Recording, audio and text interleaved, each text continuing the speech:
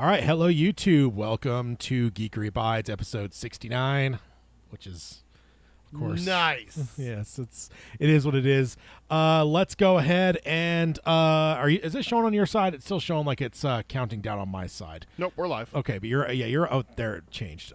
Keeps doing that to me all of a sudden. Goddamn YouTube! I feel like it just tries to trip me up. Yeah, so it's still got a little bit more of a delay than the other show.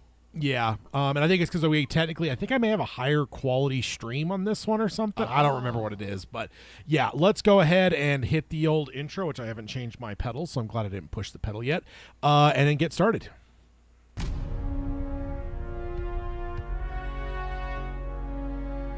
He who is ashamed of his geekery has forgotten the face of Stan Lee.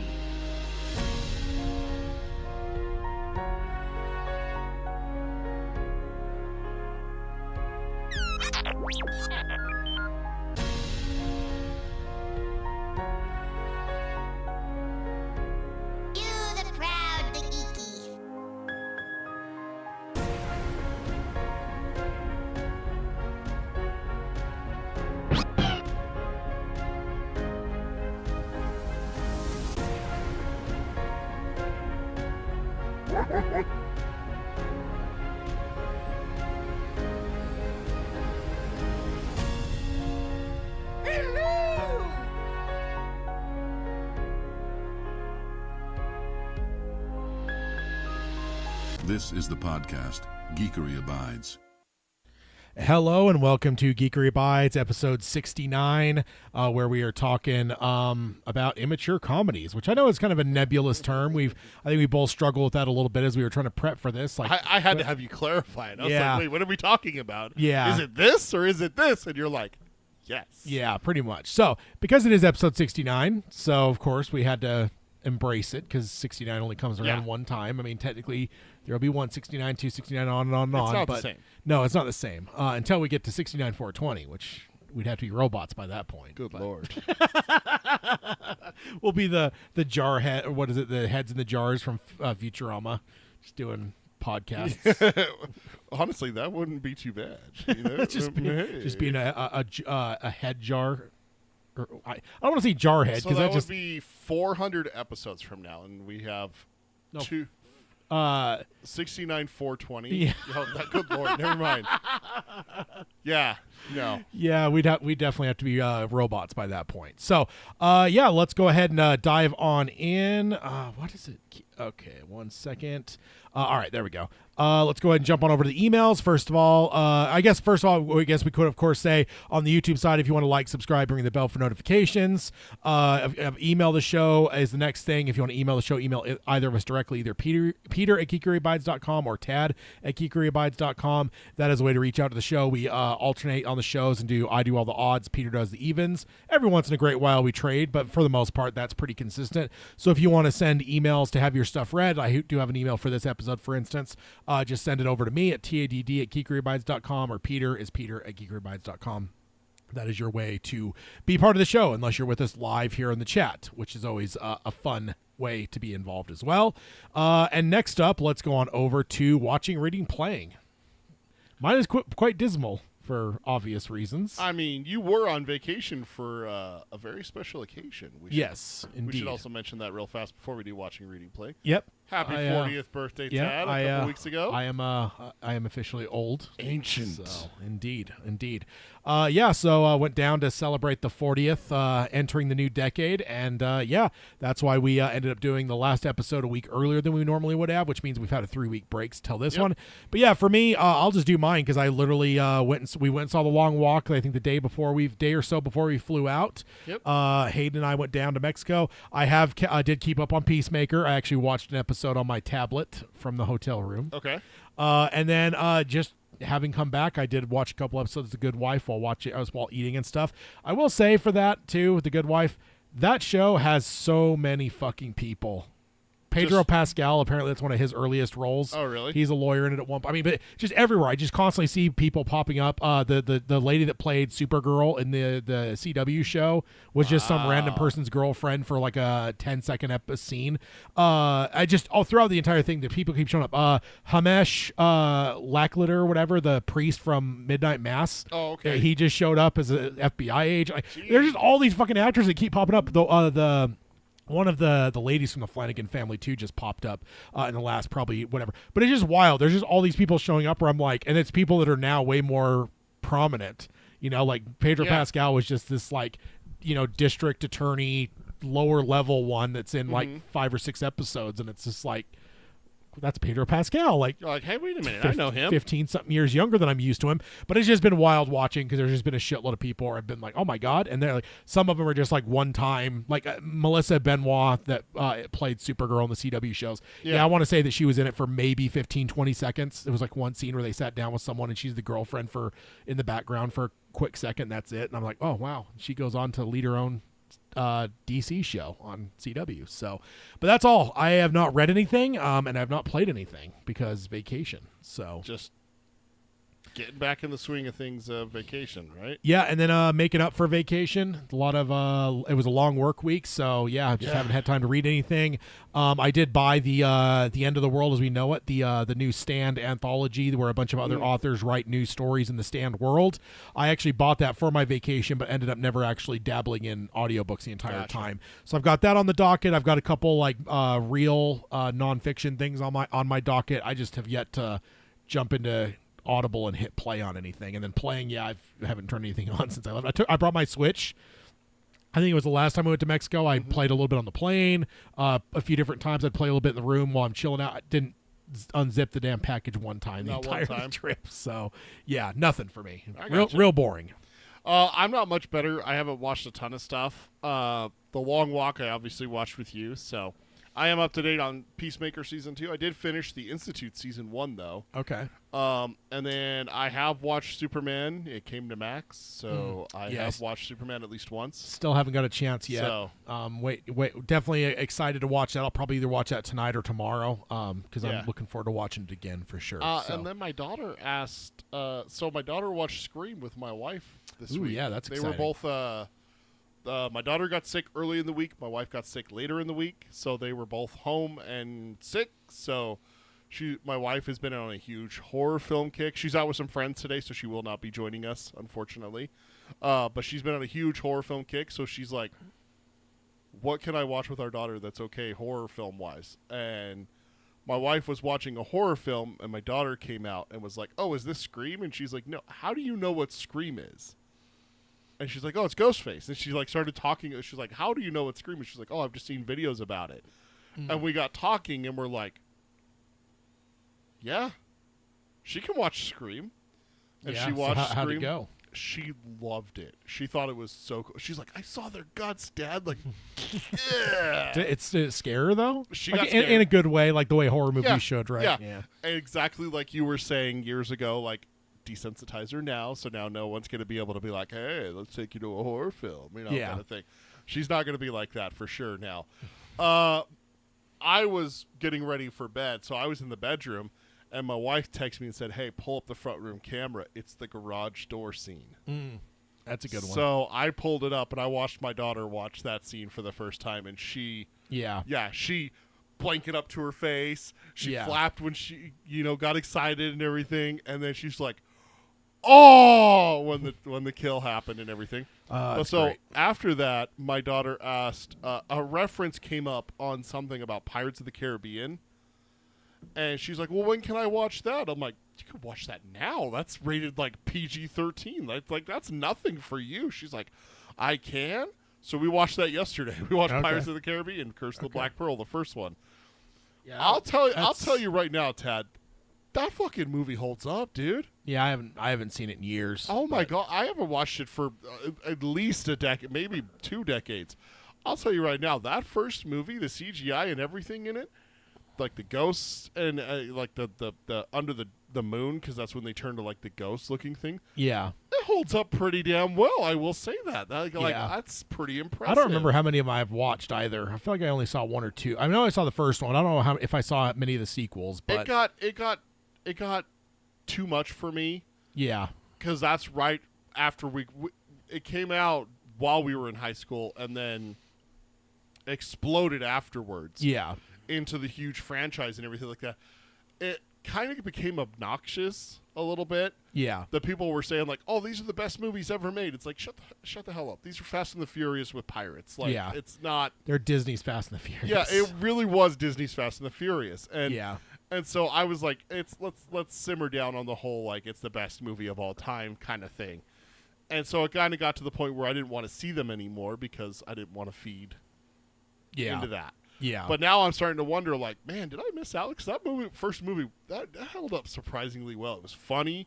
The action was great. The CGI was better than some of the shit coming out now. Yeah. So. Yeah. I did just think about it, though, as you were talking about horror movies, though. If I'm going to do a 31 horror movies in 31 days, I better get... You got a few days to get that ready and prepped. I better get that planned out Yeah. here. So, yeah, I don't know. We'll see. Yeah. All right. I also have John sent in an email, and he said, reading Murderland, crime and bloodlust in the time of serial killers. He said, terrifying true crime history of serial killers in the Pacific Northwest and beyond.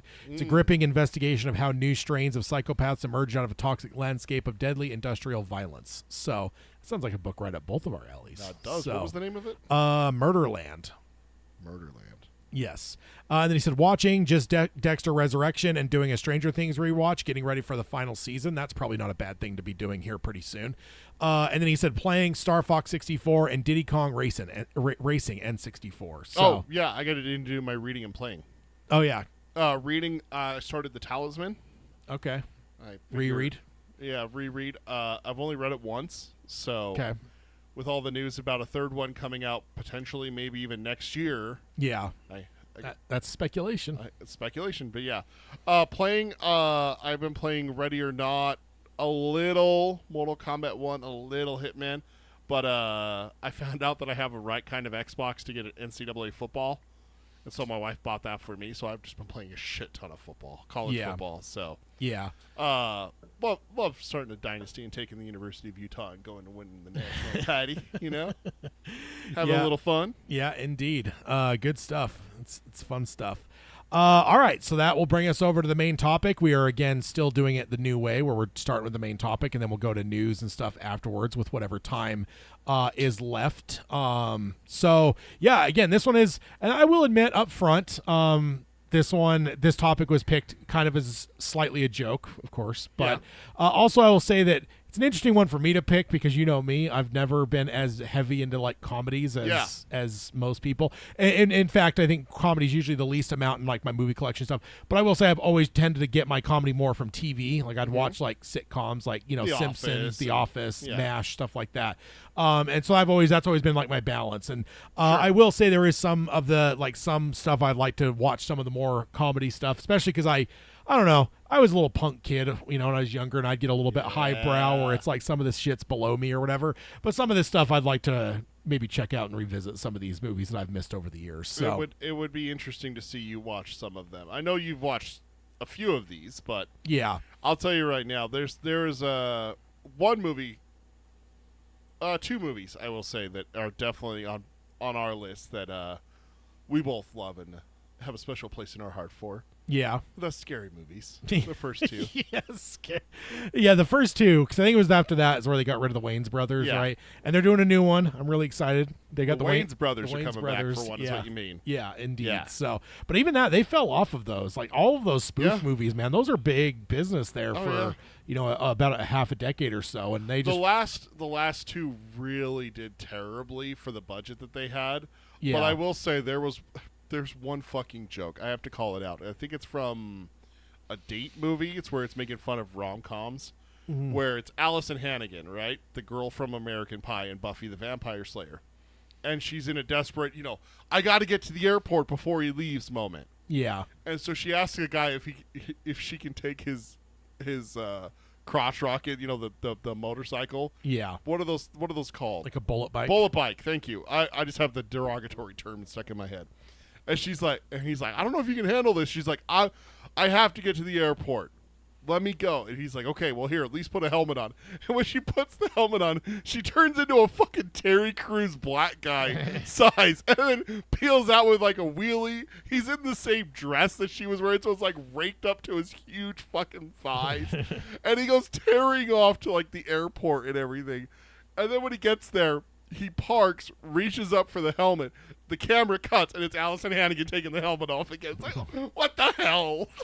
Reminds me of Orgasmo with the stunt cock. Yes, exactly. Stunt cock.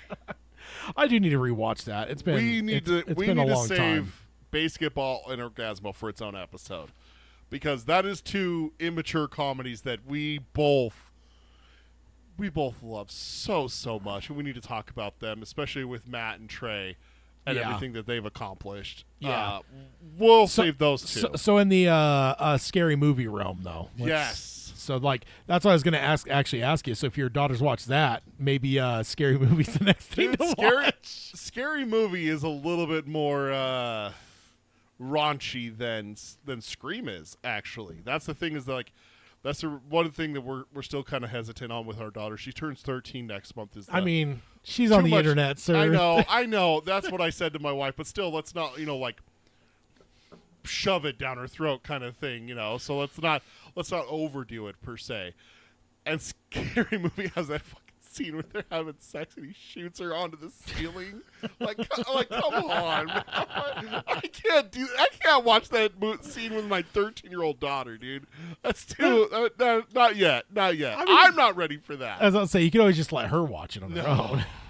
Because there might be some awkward scenes with the parents for sure, but no, those movies are classic though. Like I feel like that. So I feel like those are like the start of that whole like spoof movie like realm too. Was the scary movies? Absolutely. This first Scary Movie came out in 2001. Yeah. After that, we had spoof movies before. Oh yeah, I mean, but like the early 2000s spoof movie realm. The early 2000s spoof movie started with Scary Movie because we had Airplane, we had Monty Python and the Holy Grail, Naked Gun, all the Mel Brooks stuff. All that stuff existed beforehand, but once Scary Movie hit, it became a thing where every year there was a new thing coming out. Where a Scary Movie, teen movie, what was it, Spartan movie? Like there was just all those fucking Date movie that I referenced. Disaster movie, yeah. So it became a big thing. But the Scary Movie is definitely a warm place in my heart because I feel like it was always such a obviously anyone listening to this show or watching this show at this point probably knows that I'm a big horror fan. So the original Scary Movie just did a great job spoofing, mostly Scream, but there's some I Know What You Did Last Summer in there, and then there were some classic horror tropes in there.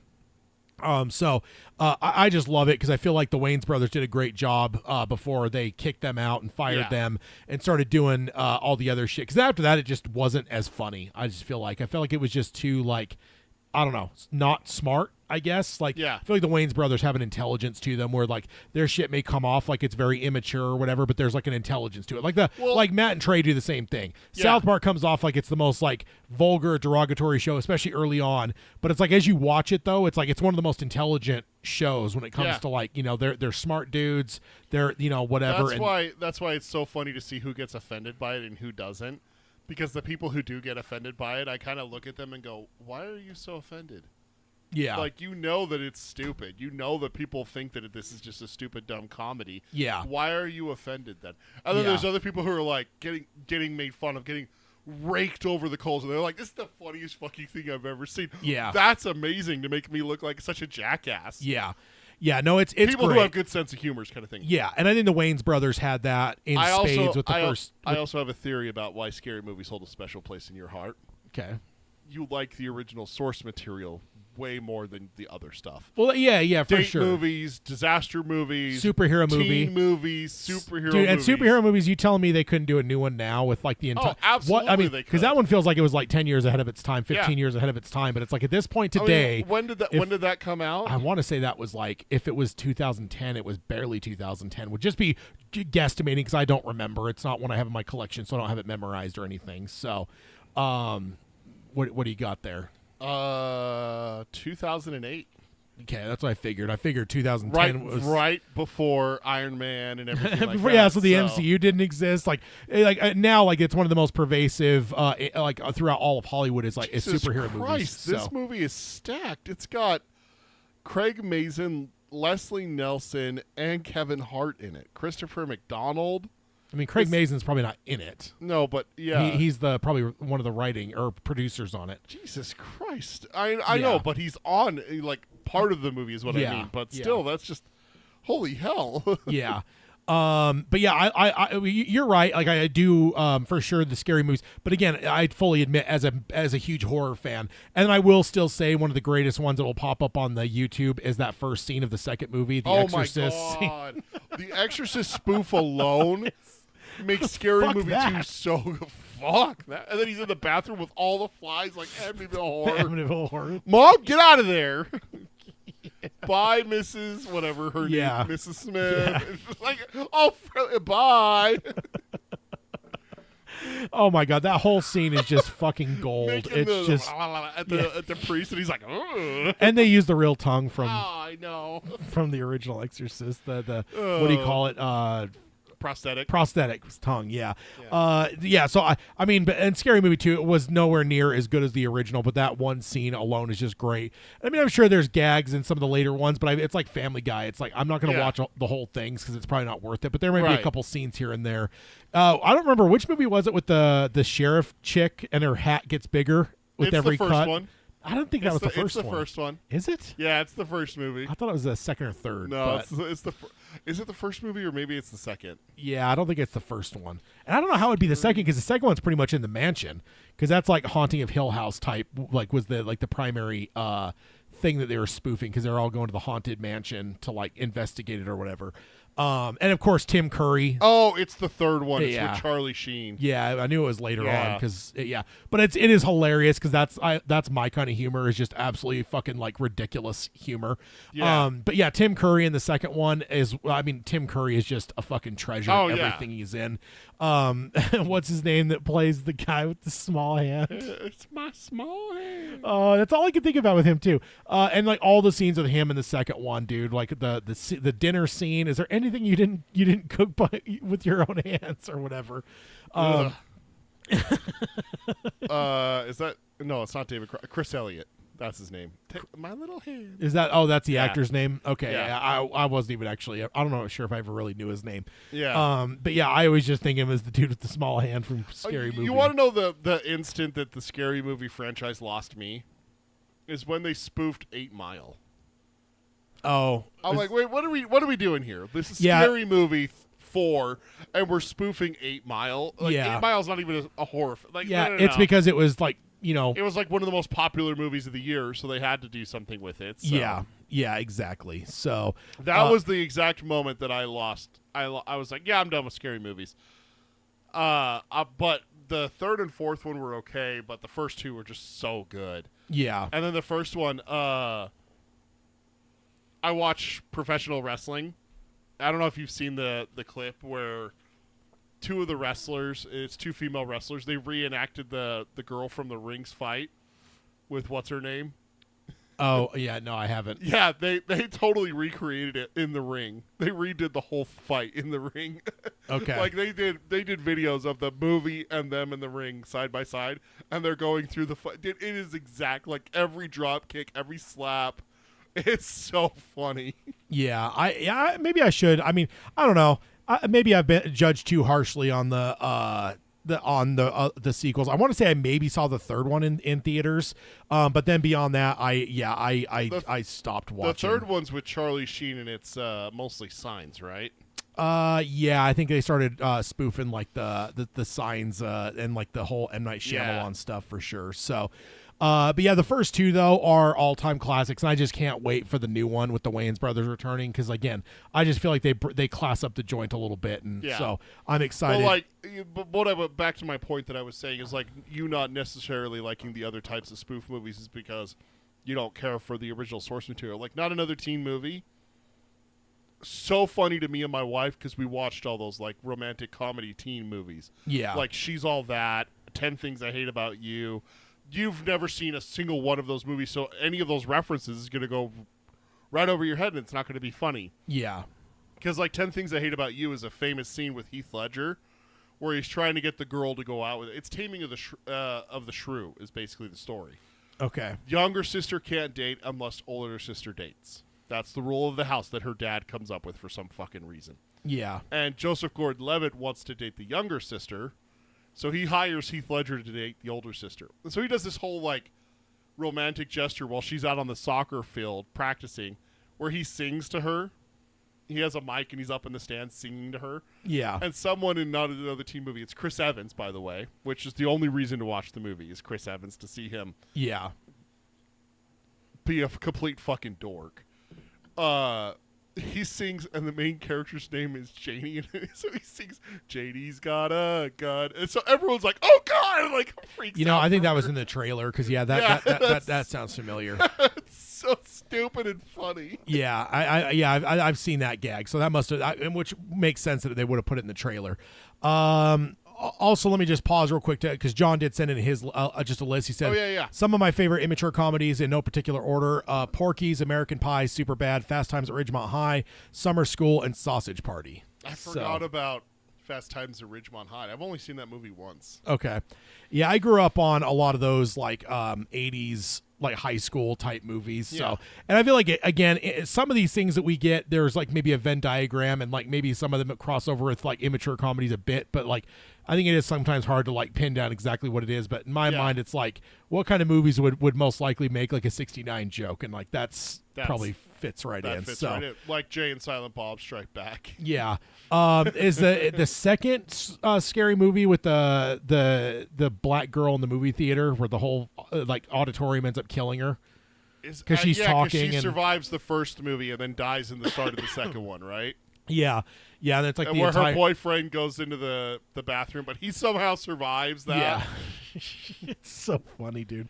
Yeah, those ones are Is that great. the first one or the second one? I want to say that's the second one. Is that the no? It's not the opening scene. 'Cause that's The Exorcist. Maybe it is the first one. Then it's spoofing Scream 2, so maybe that's where I'm like fucking it up in my head because that's the opening scene in Scream 2 is the couple that's going to see the Stab movie. Yeah. So yeah, maybe that's what it is. It's because it's Scream 2. I'm thinking it's Scary Movie 2, but it'd probably be Scary Movie 1 to be my guess. Which of course again, although Brenda is stabbed several times in the first movie, she still manages to survive to attend college with Sydney. However, in Scary Movie 3, she not only dies, but she has a funeral and her body is blown up, making her more dead than anyone else ever been in the franchise. That's so funny. It is the first movie. Yeah. Where she, because that's the reoccurring joke is that she's killed in the first movie, she's killed in the second movie, but somehow she's still there. So in the third one, they're like, "All right, you're fucking dead. Yeah, like, we're gonna kill you." And so the original Scary Movie is 2000. 2000, not 2001. Yeah, 2001 was the second one. So they did not waste any time coming out with both of those. No, they're definitely they were definitely fast and cheap. That's for sure. Yeah. But yeah, no, Tim Curry again. He's just such a fucking treasure in everything he does. Such a little horn dog in that movie. Yeah.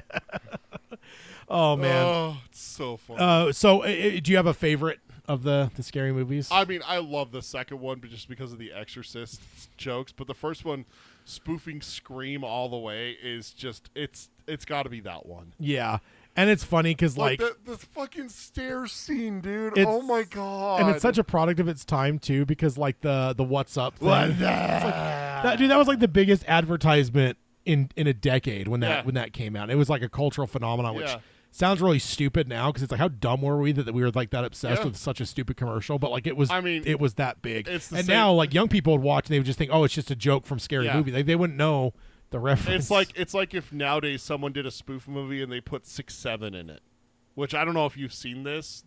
No, 69. No, 6'7". Apparently, younger kids, Gen Z and younger now, if you say the number 6'7" in a row, not 67, but 6'7", they just lose their goddamn minds. They just go fucking nuts. So there's videos out there of them at like In and Out. Pam, that's just stupid. Is it any stupider than our "What up"? I mean, at least it was based on a commercial. I mean, that's fair, you know. But what was apparently the actual commercial? I don't. It's Budweiser. It wasn't the frogs though. It's Budweiser. But- It's an oh, it was alternate- just the people. Yeah, it's like, okay. what are you doing? Having a bud, Okay. watching the game. Yeah, that's right. But the whole part before that was, what's up? I mostly remember Hey, it from. Dad, pick up the phone. Yeah. Peter's on the line. So it's just the actual scene. Okay. Yeah, then 'Cause the end of the commercial was, what are you doing? Nothing, having a bud, watching the game. Okay. That was it. Because I remember the frogs and all. Yeah, like Budweiser had a string Budweiser. of freaking ads there for a while. So, but yeah, scary movie. I'm really looking forward to the new one. It's gonna be a lot of fun. We should go see it with the whole crew. Yeah, no, for sure. All right, let's see. So you mentioned those. I got one that I'll pull from the older days. And I will fully admit, this one may not have aged as well. You got to say that with some of these. Some of these, yeah. Weird Science. Oh God. Teenage boys creating a grown woman. And the beloved Bill Paxton Oh, yeah. in that. He is so good, dude. I've seen one that of my movie one It's one of my time. favorite Bill Paxton movies of all time is fucking Weird Science. Yeah, I mean it's like 1985, so this is 40-year-old movie now. Yeah. But yeah, these two nerdy kids end up building a woman, and then it becomes real. But the whole movie is just hilarious. I mean, they're just the most awkward, whatever. Luckily, there's not any full on. Jesus Christ, Robert Downey Jr.'s in that? Was he? That's what it says? I was just looking it up to remind myself a little bit about it. Kelly LeBrock, Anthony Michael Hall, Ian Mitchell Smith, and Robert Downey Jr., Bill Paxton. Yeah, Bill Paxton. What the hell, dude? Robert Downey Jr.'s in Weird Science. I'm trying to remember who he would be in it. It has been a few years since I watched He's it. someone named Ian. Oh, I want to say he's one of the cool kids. At one point, the Holy shit, he is. yeah. Oh, look at young little Robert Downey Jr. Holy shit. There's a callback for you. Oh there. man, but yeah, no, this movie again, and ultimately ends up having kind of a good message, in terms of the girl they create ends up kind of making them popular, but then Yeah. they kind of learn that if they would have just not been the fucking dorks that they were, they would have been better off, or I don't know, whatever. Not to say that it needs to have a message, but yeah, it's definitely in that immature realm of the just I don't know, a lot of dumb jokes. I feel like it's some of these movies I feel like they're written for high school kids, and this yeah. is definitely in that realm. And this is just one I definitely appreciated back in the day. Was that, and again, Weird Science. At one point, Chet, played by Bill Paxton, gets turned into this slug creature. Yeah. Oh, Bill Paxton is just he's a national treasure. Oh, yeah. I have a question if this fits our topic, because I feel that it does, but I don't know if you would agree because it's not a scripted movie. Okay, I think I maybe know where you're going. Go on. I'm Johnny Knoxville, and this is Yeah. Jackass. No, I've got it on my list too, because I will say this. I can't remember the first or second one, but I remember the hardest I've ever laughed in a movie theater was that. Oh, and God. I don't remember what Yeah. what gag it even was, but I remember actually not blacking out, but getting to the point where I realized I couldn't breathe because Yeah. I was laughing so hard, to the point where it almost became alarming, where it's I might need help. yeah, it's I got to stop laughing or I will not be able to draw my next breath type thing. And again, I really wish I could remember what it was, but it's just those. I mean, yes, there is nothing more immature than the Jackass. Okay. And all those movies are great, dude. I've even watched the Bad Grandpa. Oh, yeah. Dude, they're all fucking Are hilarious. they? I've never Oh, my watched God. any of those other ones. Yeah. I did watch. One of the reasons why I watched The Long Walk with The Rock is because Knoxville was in it. What was it Not The Long Walk. Yeah. The Rundown. the rundown? Yeah. The Rundown. He was The Rock's best friend. Yeah. He's this super athletic kind of dude. I'm just it's fucking Johnny Knoxville. What the hell's going on here? Yeah. And then he showed up in professional wrestling a couple times. The whole Jackass crew showed up to WrestleMania a couple years ago. Yeah. Actually, 3 or 4 years ago, and he had a non-sanctioned match or a no disqualification match with an actual wrestler. They brought out like a Mousetrap and Wee Man and all these other guys and everything. It was so dumb. Yeah. But I have a great story about Jackass that fits perfectly with what we're talking about with Immature Comedies. Me and my group of friends that I grew up with in the neighborhood, because Tad and I met in high school. This is the group of friends that I knew before Tad. So BT, before Tad. Dark times for you. I'm Dark sure. times for me. So dark. We got together when Jackass 3 came out. And that was 2010. Oh my God, I didn't realize it was that. Yeah, that's when it came out. I didn't realize it was that late. They came out. I think because the first one was 2000, then 2002, or Jackass the movie's 2002, and then I don't know. Number 2 was 2000. Oh Jesus, there was a bigger jump. I thought they came a lot quicker. I thought there was a quicker. They took a break between the movies. They still had their show on MTV though. Yeah. So yeah. I remember going to Jackass 3, and I remember 2 of my friends had this little funny exchange. The end of Jackass 3, one of the last couple pranks were so disgusting that I'm so lucky that I didn't eat beforehand, because one of them was they had the big guy, I forget his name. Yeah, I don't. On Preston, I think. Preston on a bike, exercise bike, like pedaling fast. And they had him like strapped with like saran wrap, and then they had tubes coming off of him with his sweat, dripping into people's faces. It's so fucking gross, dude. In the newest one that just came out, they did one where they had the dude strapped down. They covered him in honey. They opened a door and a bear. It was the bear. Yeah, I see that clip.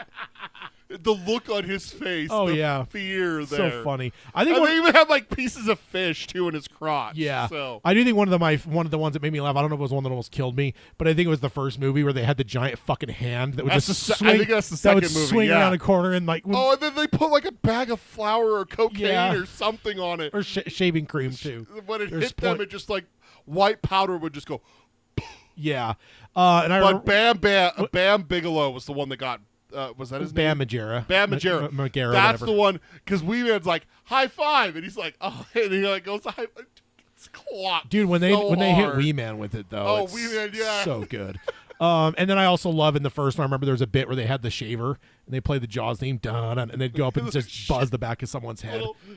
They did a couple, they did a couple like celebrities. I want to say they hit like Tony Hawk or someone that was hanging out with them. So yeah, no, those are 100% in the immature realm. One of my favorite like bits too is one where they have like Preston go to a shitter. And then I don't know how they did it, but then like people are like there and they see him go in, and then Wee Man comes out. Yeah, it's like what the.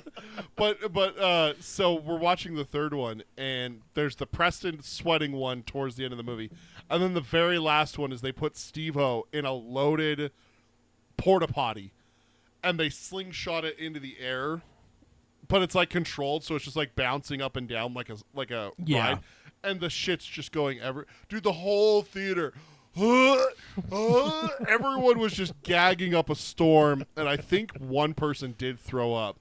So the credits roll, and it's something funny happening in the credits, but all of us are just kind of sitting there like stunned, like, oh, that was so close. We're so lucky that we didn't eat beforehand. We were going to eat afterwards. Yeah. Out of nowhere, my friend who was sitting on my right leaped across me and just nut-shotted my friend sitting next to me. Just a full-on fist, just bam! Like the jackass got in him, and he had to do it. Yeah. And so he's like, oh, and he's like rolling around on the theater ground, getting all sticky, like, oh, my nuts, and everything. So we leave the theater, we go to the restaurant, and we're sitting outside for a second while one of my friends calls his girlfriend, or maybe it was even his wife at the time. They might have been married. And the friend who got nut-shotted launches himself from the... Remember my Trailblazer that I used to have? That had 3 rows of seats? He launched himself from the back row, planked over the middle row, and then hit the guy who hit him in the nuts, who was sitting in my passenger seat, to get him back. Just like, the jackass took off in them. Yeah. Like, and it was actually pre-Jackass, I think. Yeah. Because I remember it was in like 7th grade was the one where all the boys in the school had the whole nut shot thing, and it was just constant. God, you had to walk around with your hands cupping your balls the whole time. God, I'm sorry. I'm not trying to get too graphic, but the worst one of my friends got me. He was like, hey, man, what's the capital of Thailand? And I was like, what? He's like, Bangkok. Bam. Oh, he dropped me right in the middle of the hall. Yeah. Oh, yeah, man. You never knew. And then the other thing is in my school, we had those breakaway pants. Oh, yeah. And people, like what the NBA stars wore back then. You would just pull them off. Yeah. And people would wear those. Why? So you know what happened. You know what happened. Someone would just rip off someone's pants and go tearing down the hall. Yeah, pretty much. Luckily, no one was dumb enough to ever go commando whilst wearing those, because that would have been trouble. Yeah. No. It was a different time. I think of the Immature Comedies, Jackass holds such a special place in my heart because they're just so dumb. Yeah. Oh my God, they're such idiots. So we can't, of course, go too far without getting into the realm of the awkward of American Pie. Oh God. Can we move on to the news now? I don't want to talk about this. I don't want to talk about this. I would love to watch American Pie with you, dude. When he and his dad are sitting there looking at the pie, we'll just tell your mother we ate it.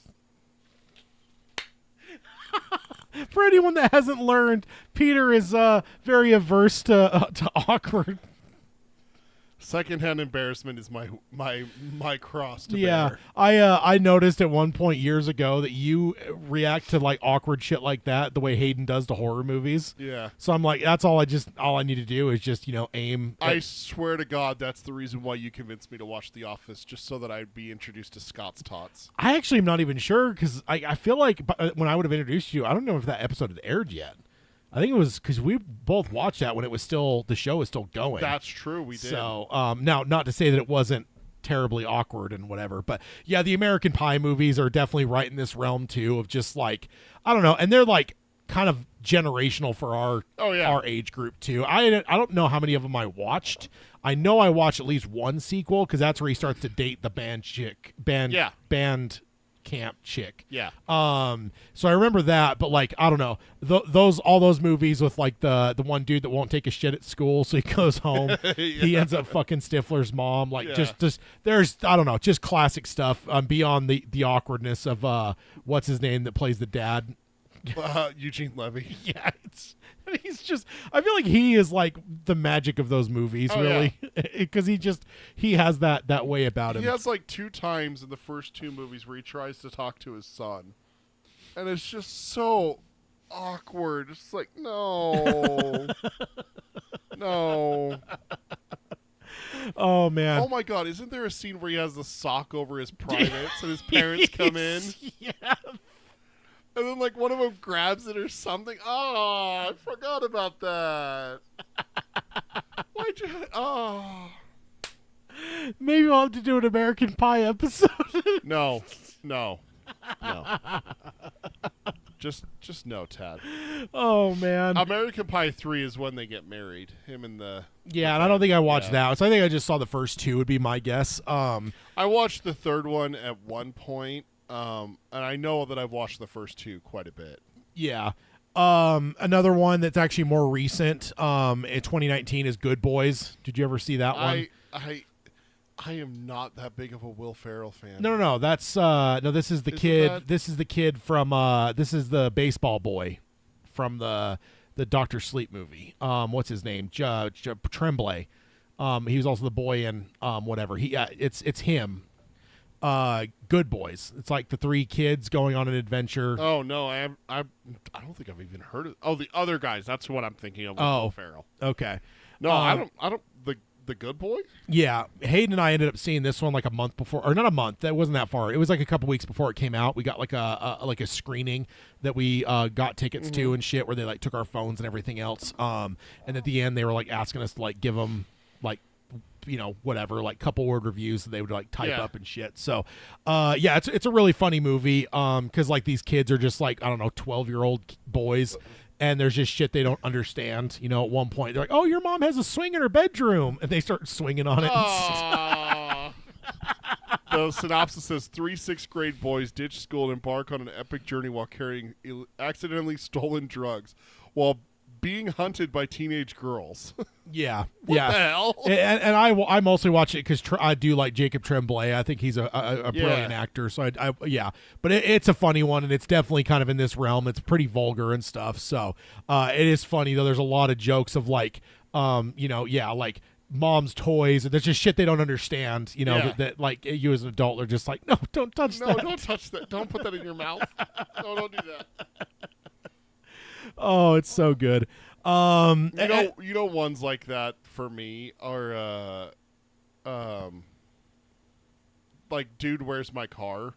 Did you ever watch that one? I did watch that Okay, one. my brother was really into it. I think I watched it once. So fucking stupid.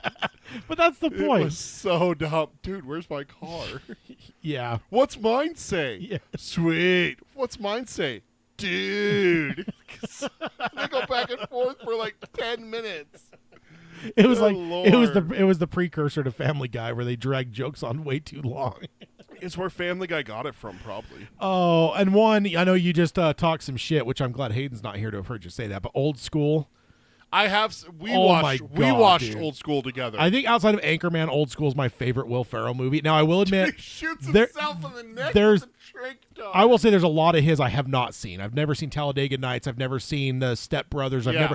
I haven't seen a lot of Will Ferrell's filmography Yeah. for some weird ass reason. Whereas like Hayden's seen every single one, including like the freaking one that's all in Spanish. Yeah. So, but Old School is so fucking funny, dude. Like the one black kid, he's like, oh, my mom said she'd kill me if I flunked out of school. It's like, oh, she was just saying, no, she showed me the knife she would use. Oh my God. I forgot about that. I remember and the dart gun. I remember three things from Old School. I remember one of them walking up thinking that his wife was giving a blowjob to a gay blowjob instructor. Oh, yeah. That was showing her how to give him better blowjobs. Yeah. Then the second one is the dart gun. And then the third one is obviously, I'm going streaking. Yeah. What the Dude, and then he runs into his wife and Yeah. her friends. And he's the only one there. He's the only one. Dude, but that dart gun is one of the funniest You're fucking fucking scenes. crazy, Dude, I nerd. watch that on YouTube every once in a while just to fucking laugh my ass off because it still gets me every time. It's so funny. Oh, man. I don't hate Will Ferrell. I will say that, but Talladega Nights just never seemed funny to me. Neither did Step Brothers. I think Anchorman has really funny moments in it, but it's also got some jokes that are just like, yeah, okay, that was funny the first time, but not the 18th time. You know? Oh, I don't know. Anchorman's my all-time for him, and then Old School is my next favorite. So I do pull up Anchorman 2's fight because it's a little bit more modern. So I'm He's like, a were hyena. where hyena? Is that the ghost of Stonewall Jackson? Are we just gonna skip over the fact that's the ghost of Stonewall Jackson? Oh. And then you got ESPN calling in like a fucking tactical airstrike. And Oh, dude, it's so good. those fights, like Even the fight in the first the one's fight in great. the first one's great too, with like all the The San Diego, the four San Diego yeah, channels. Buenos Dias, bitches. Ben Stiller, Luke Wilson, God damn it, Vince Vaughn. Yeah. All yeah. those guys are there. Yeah, Wes Mantooth. That's his name. Oh, now here's one I'm not sure how much it fits, but I feel like a lot of Kevin Smith's can fit into this realm. Oh, Jay and Silent Bob Strike Back is on my list. Yeah, I mean that one, and I Clerks, think too. I've only seen that one once or so. My brother got way more into like Jay and Silent Bob Strikes Back. Was it Fart Knocker with Mark Hamill? Yeah. But yeah, Clerks 2 though is I miss my donkey. an all-time fucking great, dude. I honestly would probably crown that as my favorite Kevin Smith movie. I love it so the much. fact that he made the Lord of the Rings guy puke. And I know there's a lot of overlap because like I'm a nerd and I'm like Yeah. Star Wars. And there's like the nerdiness of that movie is great. Dude, the fucking Buffalo Bill thing. Goodbye, I'm horse. bored. Ooh. Oh. Puts his chapstick on. That's still one that you get me with every now and then. I- Because Ted puts chapstick on before he does the podcast because he doesn't want his lips to get chapped and everything. Yeah. I understand it. Because like But there's just random times where it's just like we're sitting here, we're getting ready to go live and everything, and he goes to put his chapstick on and he goes, "Ooh!" It's like, God damn it, Ted! and I'll never hear that song "Goodbye Horses" without saying that. Ooh. Ooh, or making that noise Yeah. because it's so ingrained. That whole fucking movie is gold, dude. It's just it's so good. Elias is I think one of yeah. the best additions to like from the original. Yeah, I need to watch Clerks 3. I've still I haven't. haven't. Seen it. I own it. I bought it, but I haven't watched it yet. I need to watch it because that whole like I'm sorry Jesus. Yeah. Oh man, what else you got? I've named a few here. I do like the 21 and 22 Jump Street movies. Okay, I've never seen. I don't know those. if you. Yeah, I didn't think that you would have seen them. Remakes of the classic TV show. Yeah. Jonah Hill and Channing Tatum's chemistry is just so fucking great in those movies. Yeah. And I will tell you, 22 Jump Street has one of the greatest scenes of all time when it comes to idiotic comedies or immature comedies or whatever. Yeah. I'm not going to spoil it for you because I think you should watch it, but they're The movie or the scene? the scene. Okay. Just the scene. You don't need to watch the whole thing if you don't want to, but I would recommend 21 Jump Street. Yes, watch the whole thing. Okay. 22 Jump Street though, I'll find the scene and I'll send it to you to see if it's your, because oh my god, it's so fucking funny. Yeah. The other ones are, there's a lot of Adam Sandler stuff. Yeah, I think especially some Adam Sandler early- stuff. Yeah, I think his stuff falls in this realm too because I think most of his stuff is like, Yeah. I don't know, not maybe always the most immature, but it's certainly a little bit more like He- aimed at high school kids, which I think there's an immaturity. to Early that. on in his career, definitely, when you look at like the early stuff of like Happy Gilmore, Waterboy, and stuff like But the that. thing is, I would challenge you and just say I don't think his shit's changed at all. I think we have just grown No, up. I think it has because then he started doing a lot more romantic comedies. 50 First Dates is a romantic comedy with Drew Barrymore. I've seen it. I know you haven't. I'll tell you right now, Tad, very little lowbrow humor. Very, very little. One or two jokes, that's it, here or there, Yeah. where Adam Sandler showed his true colors, but mostly for the part. You could have taken Ryan Gosling and replaced Adam Sandler with him, and it still would have been the same movie. Yeah. So he started transitioning a little bit more away from that, and he hasn't really gone back to that. Grown Ups is a more adult, it still has Yeah. stupid jokes, but it's Adam Sandler with his 5 friends that are in every single one of his movies. Yeah. But when you look at like Waterboy and Happy Gilmore, Yeah. way more immature than those other movies. So Yeah. But I think we end up liking him because we were more immature when those came out as well. we did. So Oh, dude, Waterboy. Water sucks. It really, really sucks. You're drinking the wrong water. Gatorade. Gatorade. H2O. Oh man. And then is Kathy Bates in that? Is it his mom in that? Is Kathy No. Bates? No, it's someone else. Is it? I thought Kathy Bates is in it for some reason. Water Boy. Let's see here. I don't think it's Kathy Bates. I could be wrong, though. Oh man, my stupid thing just water. Oh, my God, it is Kathy It Bates. is Kathy Bates. It is Kathy Bates. Oh, I know Kathy Bates, man. I keep an eye You out. clock her wherever she dude, goes. yeah. You don't trust her. No, not at all. And that spoof in The Office definitely did not help. No. And the Fonz is in there. It looks Yeah. like. He's yeah. the coach. Dude, I probably Yeah. haven't watched it in 25 years. It's been a long time since I've seen That that is movie. one that I have a lot of the scenes memorized. Oh, no, we suck again. Yeah. You know what's funny is I think that like I don't know. I actually like the ones I enjoy the most of his I rewatch is some that I owned was Big Daddy.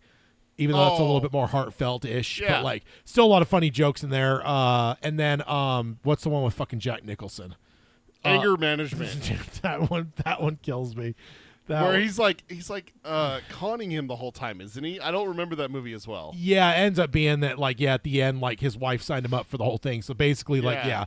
the whole thing was a play on Yeah. him for sure to try to break him out of like his being like a timid whatever. So but Jack Nicholson in that is incredible.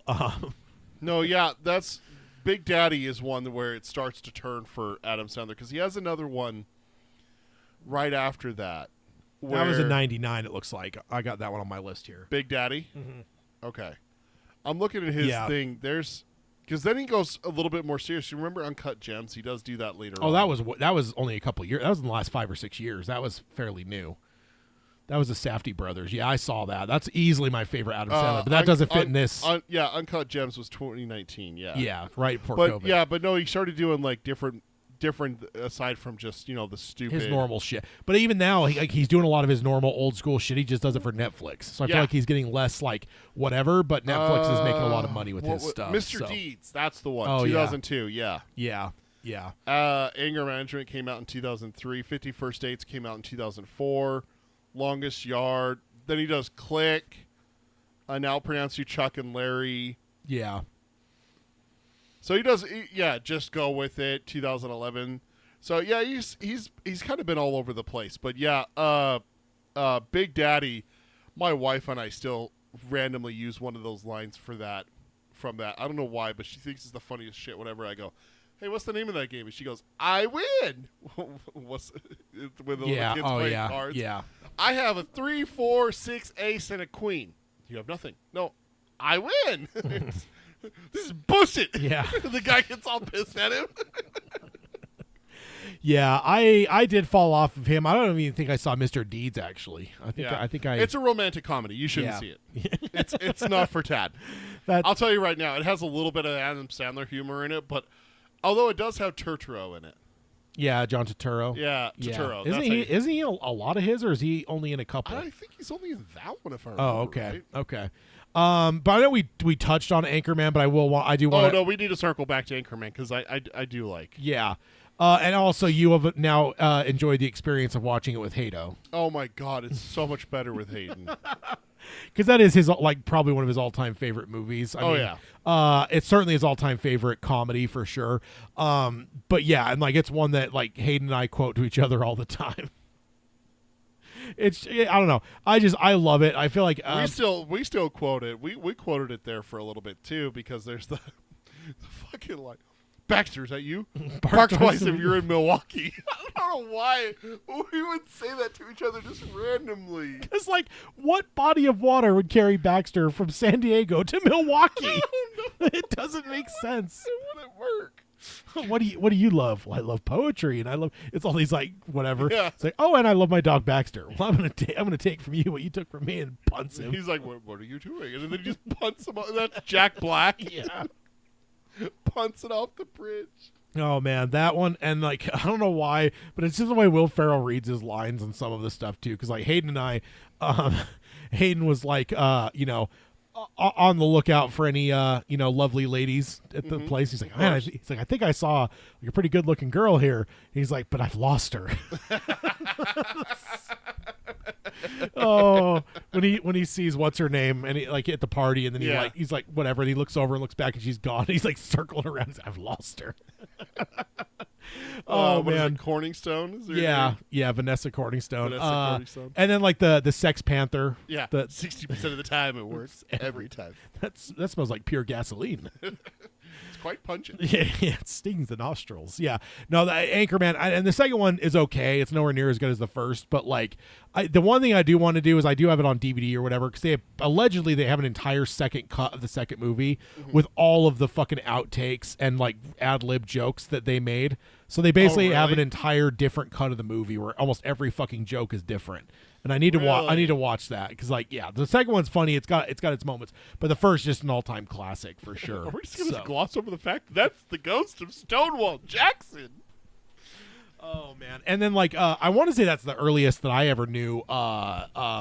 Michael Scott. What's his name? The actor. From Steve Carell. Steve Carell. Yeah, I think that's the first thing I ever saw Steve Carell in. So Evan Almighty is the first thing I saw him in. Yeah, Anchorman. The sequel to Bruce Almighty. Yeah, and he was in Bruce Almighty as well. But yeah, he was in Bruce Almighty because then he got the sequel. Yeah, Bruce ruined him. Yeah, but it was just brutal. Because that's what I first knew him as. So it's just and at one point they're introduced themselves. Years later, doctors will say that I'm mentally retarded, and it's just wait, what? And so he's just so dumb in that it's just hilarious. Then to go see him do other things because that was my first impression of him. Yeah. So then to go see him in these other movies, it's oh wait, I was just acting. There's another movie. He was so good playing that idiot as Brick that it's oh my God, is he really? He's not an idiot? Wait, yeah. What? Yeah. There is another movie with him that we should probably watch at some point. 40-Year-Old Virgin. Yeah, I've actually never seen that. I've never seen that one either. Yeah, I missed that one. That was in that whole Judd Apatow realm of the early 2000s to 2010s because you had the Knocked Up. You had watch that one. Oh, there were some of the others. Juno was in that realm. Neighbors in that one, or was that after? I don't remember, but yeah, there's that whole. That's it's weird because that's when Seth Rogen exploded. Yeah, because he was in the Judd Apatow realm. You know what's weird is movies like this just don't get made anymore.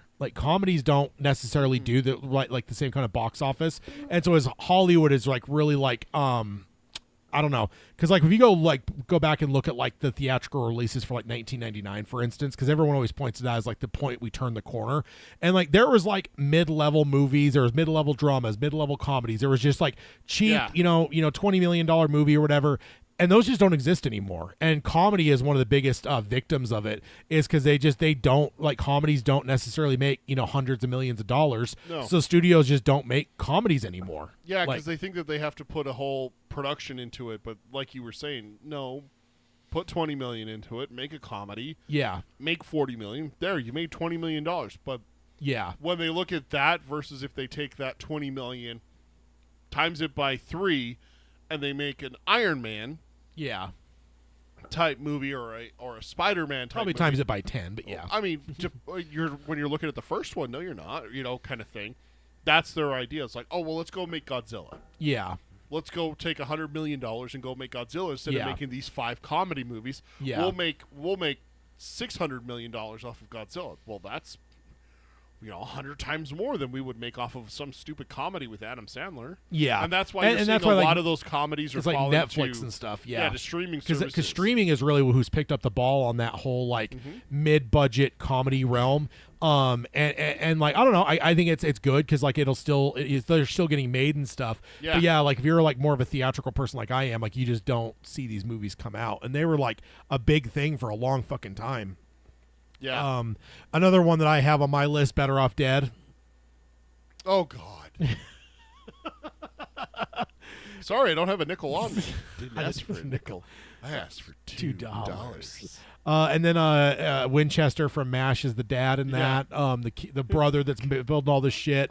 Sorry, your mom blew up, Ricky. Yeah, dude. Anyone who watches this podcast or listens to this podcast is going to be like, I've never seen any of these movies. What the fuck are they talking about? Yeah, dude. And that's the part of the problem, I suppose, when it comes to like comedy. Is it's all like I would say in terms of film, there's nothing more subjective than comedy. Oh yeah. Because like what's funny for me is not funny for you. If you get 10 people, you're gonna get 10 different answers of what's funny and what's not funny.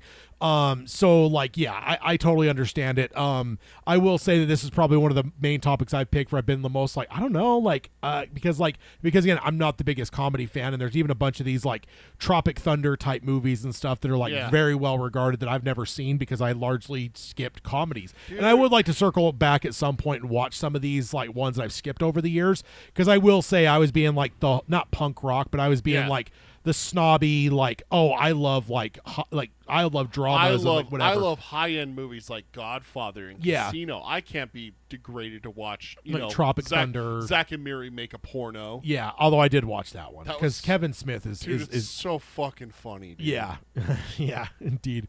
Oh man, of course Orgasmo will always be my favorite porn comedy though. So we'll have to do a Matt and Trey. We are definitely going to do a Matt and Trey appreciation. It's going to have to be next year because we scheduled out all of our shows for this year. That's true. Also, I can mention it right now because Mortal Kombat got delayed. I did delay that episode into next year. Oh, so maybe Matt and Trey on that episode. I don't know. I haven't figured out, but it was just hilarious because you did find a way to fill in your episode. But now you have. But now the one that's right after that is now a blank episode again. So, I will say that is our furthest scheduled episode because I literally moved Mortal Kombat. I found where the date was. And I planted it on that next episode, I think. Actually, maybe I need to double check because maybe I actually put it on yours, so maybe I'll have to move it one more time. But right now I do have it planted. No, it's 85. Okay, so episode 85. Odd numbers 10. So I literally, rather than like having to delete the episode and then remake it way later, I'm like, I'll just move it. So right now on YouTube, we have an episode that is scheduled for May 23rd, 2026 that is on the schedule. So that one got delayed, so I will figure out what we're going to do for episode 73. And you got a little bit. I got some time, and that's 11/22. It's JFK Day, so that is. Yeah, I don't know. Maybe we'll watch JFK, the Oliver Stone movie. Oh God, I've seen that movie once, and it's been years. That's a great fucking movie. I know it's all conspiratorial, whatever, but it's a fun movie for sure. I mean, watch it and then talk about JFK. Or the movie is a brilliant movie. That's what I'm saying. Watch the movie, talk about it, and then talk about our theories about JFK. We'll get our string and our maps and our tinfoil hats and everything. But Better Off Dead is one of my favorite of like that 80s It's not John Hughes, but like it's not it Ferris feels. Bueller's Day Off. It's a little bit different. Yeah. And that's one of the reasons why I really like it, because Ferris Bueller's Days Off feels very much like The Breakfast Club. Yeah, you know? it's John Hughes. It's in that vein, but Yeah. Better Off Dead, dude, that movie went, this is pure cocaine. This mountain is covered in it. It's snorting snow. It's like, what are you doing? And the kid with the fucking newspaper boy. Oh, the dude. newspaper boy with all of it. When he's latched onto the car and he goes into the car wash, I can't swim. He's on the top of it. Yeah, he's latched onto the top of the yeah. car. Yeah. I can't swim. And still, my favorite line. I said it once already. I have to say it again. They're driving in the car. Sorry, your mom blew up, Ricky. Yeah. And for me, I love the fact that like it's the absurd humor. Yeah. And so the joke is that Beth breaks up with him, and then throughout the movie, all kinds of people ask him if they're okay with him asking Beth out, including a fucking teacher, which is kind of awkward. Yeah. But my favorite's when he comes in and the Flintstones are on TV, and he's like locking the door. He's like, "Hey, Lane, I think is his name," and he turns and Barney Rubble's talking. Is it okay if I ask Beth out? Barney from the fucking He's like, what? Because like that is the most absurd fucking thing. But I love it. I love that movie so much. I want to say I remember showing that movie to my wife, and she just thought it was so stupid but so funny. it really is. It is, And that's why it fits the bill here for sure. Another sentimental favorite for me, and it slightly fits, probably more than it's a little bit more like of a high school age movie. Detroit Rock City. Fuck, it's Elvis. It's one that we watched early on. That yeah. was in like '99, I think that came out. So That's one of the very early movies that Tad and I really bonded over, because I have a pulling a Peter is a quite a phrase, but it is a thing in my house where my wife says, "Hey, do you know this song by so and so?" For example, Tad would say, "Oh, dude, I love Kiss. It's a great band. My favorite song from them is Rock and Roll All Night." And I'll be like, "I've never heard that song." And Tad goes, "What? That's inconceivable. Here, let's listen to it." And he puts that song on. And 20 seconds into the song, I go, "Oh, I know this song. I don't know who it's by. Yeah. I don't know what it's called." I'm terrible when it comes to music like that. So I remember distinctly, where we were in this city. You had just picked me up from my parents' house. We were down the road a little bit. There's that church right there, remember? You were playing Rock and Roll All Night by Kiss, and I'm like, "Dude, I know this song." You're like, "This is Kiss. This is who I've been telling you to listen to for like 3 months." And I'm like, "Oh yeah, I know them." And you're like, "God damn it, Peter." Like, Yeah. And I think like the next weekend we watched Detroit Rock City. Yeah. Yeah. Like the pizza flicking onto their window, and the disco. There's a lot of great, and then like honestly, that one's one that keeps paying off with the cast. Yeah. Because it's like the one disco chick is now Natasha Lyonne, which is now doing like Poker Face. Yep. The one girl Beth is the fucking villainous chick from season 1 of The Last of Us. Yeah. She was the one running Kansas City, was it? Yeah. That was in charge. It was trying to kill the kids. And then I don't know. There's a couple others. I guess the blonde that's the drummer, he went on to play Jimmy Olsen in Superman Returns. Oh yeah. So like, yeah, it's just one of those ones. And then of course Edward Furlong is in it and stuff. Yep. But no, it's like a love letter to Kiss in the same way that like some of these movies are love letters to, like the Beatles, like movies like Yesterday or whatever. But it is like very much a high school Odyssey type movie where they're trying to go. And the mom is still one of my. Oh God. She just that actor like is great that plays the mom. I feel like she does a great job just playing like that bitchy, whatever type. High-strung mom. Too many rules. Yeah. It's Satan and everything like that. Yeah. Although she is also Kingpin. She's the landlord. The fact that they're the same actress still blows my mind. She's like, speaking of Kingpin, she's like, you still owe 1 more month of rent. You better get your tongue exercises in. I was gonna say, does Kingpin count? I don't know. I don't know. I don't know if that one does. At some point, we'll have to. I don't know what the definition of an immature comedy is, Ted. We're kind of shooting from the hip on this one. Yeah, it's not a true, like, I don't know. It's not like a full-on subgenre, so we're kind of making it up. But like I said, I think I almost just make the kind of draw the line of, like, is it a movie that doesn't necessarily have a 69 joke, but is it one that would have that kind of humor in it? So, it's definitely Detroit City is one that I've always loved. It's one that I watched back in '99 and stuff. I'm trying to see if there's anything else on my list that we haven't really touched on. I got all mine. Go ahead. Oh my god, no, that was all mine. Oh, Lynn Shay is the name of the mom. Dude, she's in Insidious. I need to rewatch Insidious. I do too. Yeah. Another one. Did you ever see Deuce Bigalow, Mel Gigolo? Dude, once. I know. I probably haven't seen it since like '99 or 2000, but yeah, that's another one that was on my list. Dumb and Dumber. Oh, that one. That one I did not see until way later. But dude, that movie is so fucking funny. It's actually, to me, I think it's funnier now than it was when I was a kid. Like, a clip of that movie is starting to make a comeback of like being used in like memes and everything. It's when Jim Carrey's character rolls up on the mini bike, and he's like, "Just when I thought you couldn't get any stupider, you go and pull something like this. Yeah. And totally redeem yourself." Yeah. That's being used all over the place right now. At least it keeps coming up for me anyways. Yeah. One of my favorite stories is the shitting scene. Yeah. When he shit in the toilet. That's Jeff that does that Jeff one, right? Bridges, yeah. Or not Jeff Bridges, Jeff Daniels. And he's like, his agent told him, like, you're going to ruin your career if you do this movie. Like, you're a serious actor. Like, this will destroy everything. Like, the agent's like, I'm going to drop you as a client if you do this movie, and like on and on and on. Are you serious? Yeah, it was like, it was a huge deal for him to take this movie, but he ended up taking it. Obviously, ended up making a much bigger name for himself, and obviously still was able to spin off into like drama and stuff. Nobody pegs him as a nothing but a comedic actor by any means. Right? Yeah. But he's like, yeah. And I was on this golf course like a year or so after Dumb and Dumber came out, and he's like, I see this golf cart coming up, and he's like, I realize it's fucking Clint Eastwood. And he's like, what the fuck do I say to Clint Eastwood? It's like one of the greatest actors of all time. Like this, like, just stone faced, grizzled old man. Even though this is probably in the '90s, but like still, Clint Eastwood's in his 90s now. What the fuck was he in the '90s? He's still an old man. Yeah. And he's like, Clint Eastwood sees me, and he like the cart kind of diverts over towards me, and he's like, he gets up, and he's like, oh, I wanted to meet you and stuff. He's like, yeah, I went and saw Dumb and Dumber, and he's like, oh my fucking god. He's like, Clint Eastwood went and saw this, and he's like, dude, I laughed so hard. He's like, that toilet scene, he's like, that happened to me. He's like, I was on a date or something. No! He's like, that actual thing happened to me. He's like, that is like the worst possible thing. He's like, but I laughed my ass off. I'm like, Clint Eastwood at one point was in a bathroom shitting his brains out. Oh my god. And then he heard the toilet wouldn't flush. Like,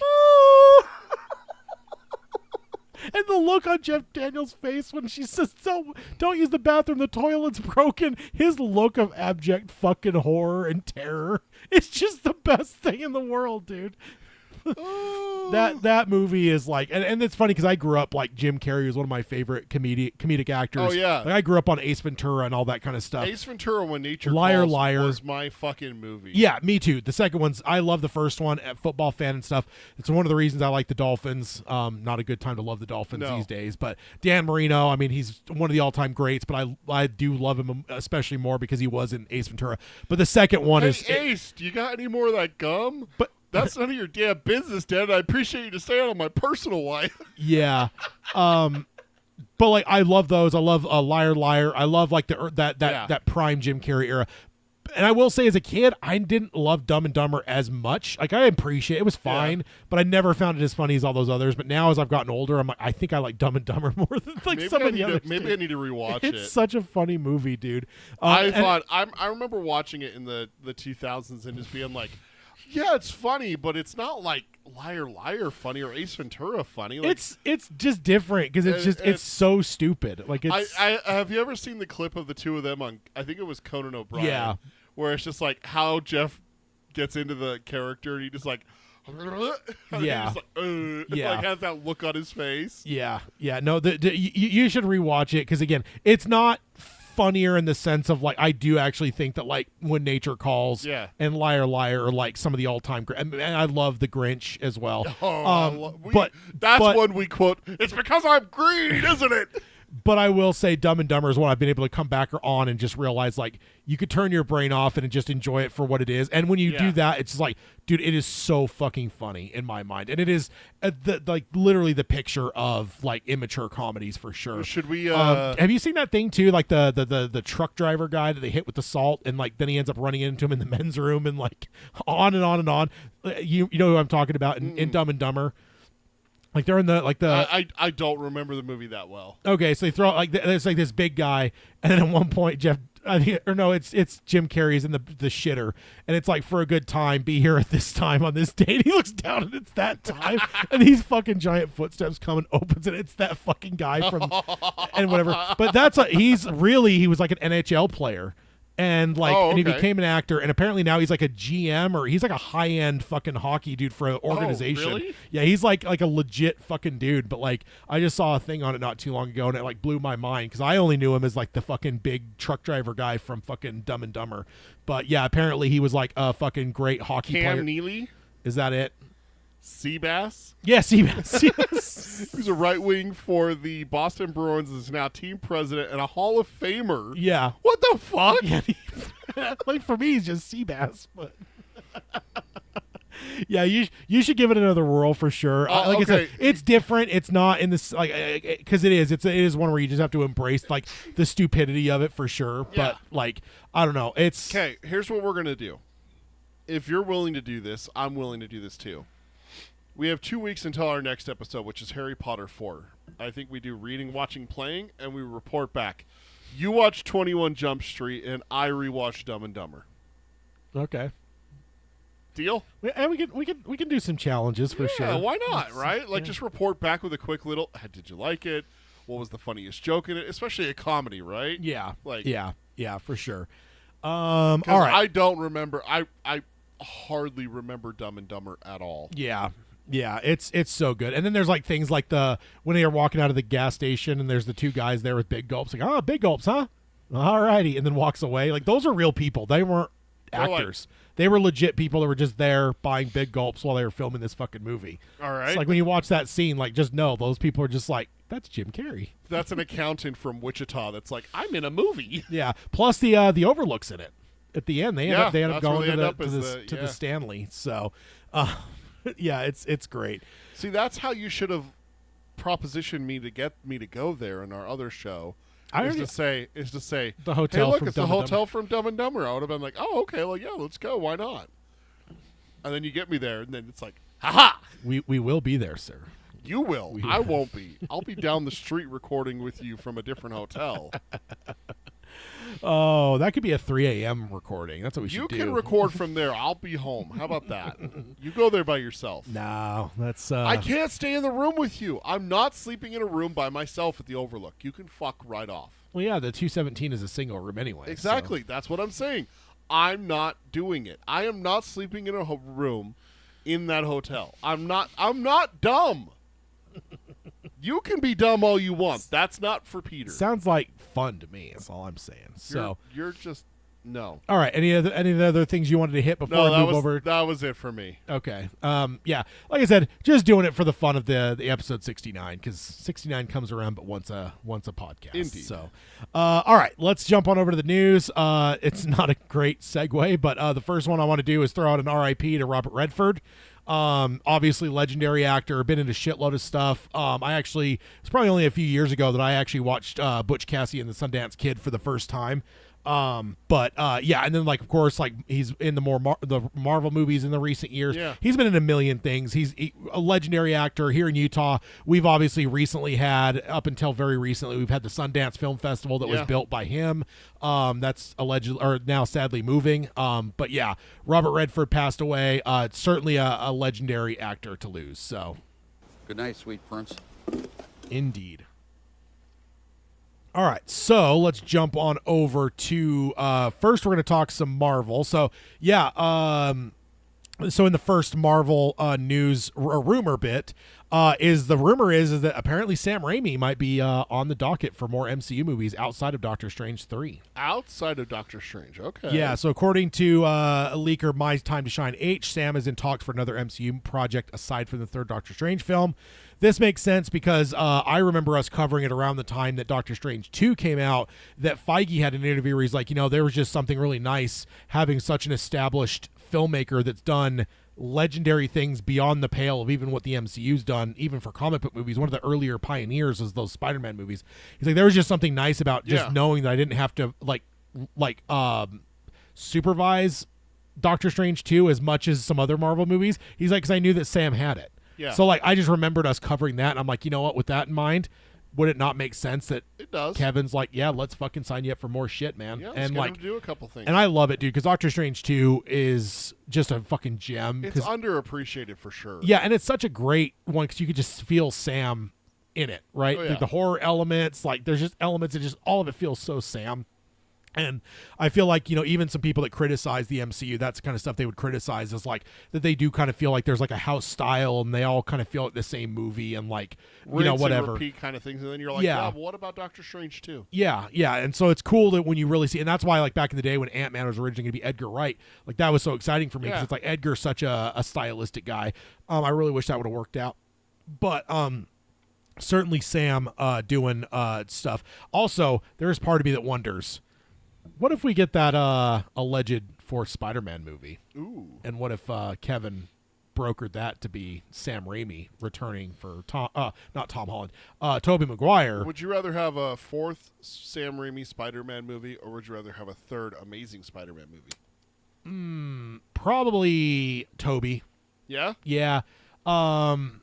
Those movies are okay, and I think Andrew Garfield's probably the most talented of the Spider-Man actors in terms of true talent as an actor. But Tom Holland's a close second. I will say that. And Tom's not bad, and I think Tom's a better Spider-Man, but he's not a better actor. Andrew Garfield is I don't know if we've all appreciated how great of an actor he is. Andrew Garfield is phenomenal. I think that if he hasn't been nominated for an Oscar, he will get there, and he'll probably win an Oscar at some point. He's that level of an actor, and I just don't know that I would say that about Tobey or about Tom Holland. But not to say, again, I know we're just talking. He's won 2 Academy Awards already for Best Actor. Oh yeah, doesn't surprise me. He's a powerhouse of an actor for sure. So he won Best Actor for Tick Tick Boom in 2022 and Hacksaw Ridge. Oh, I didn't know he won. He deserved it for that. No, it says nominated. Nominated, yeah. I don't. So he's nominated twice, not won twice. Goddamn Google AI. It got me again, Tad. Yeah, you can't trust it, man. That's why I clicked. That's why I went further. Even Wikipedia has the goddamn. Yeah, and that's the hard part. Is a lot of times they'll list nominations, which to be nominated is an honor too. Nominated twice, but hasn't won one yet. But still, yeah. I mean, when you go back and watch The Social Network, when you see him, he is just a legit fucking great actor.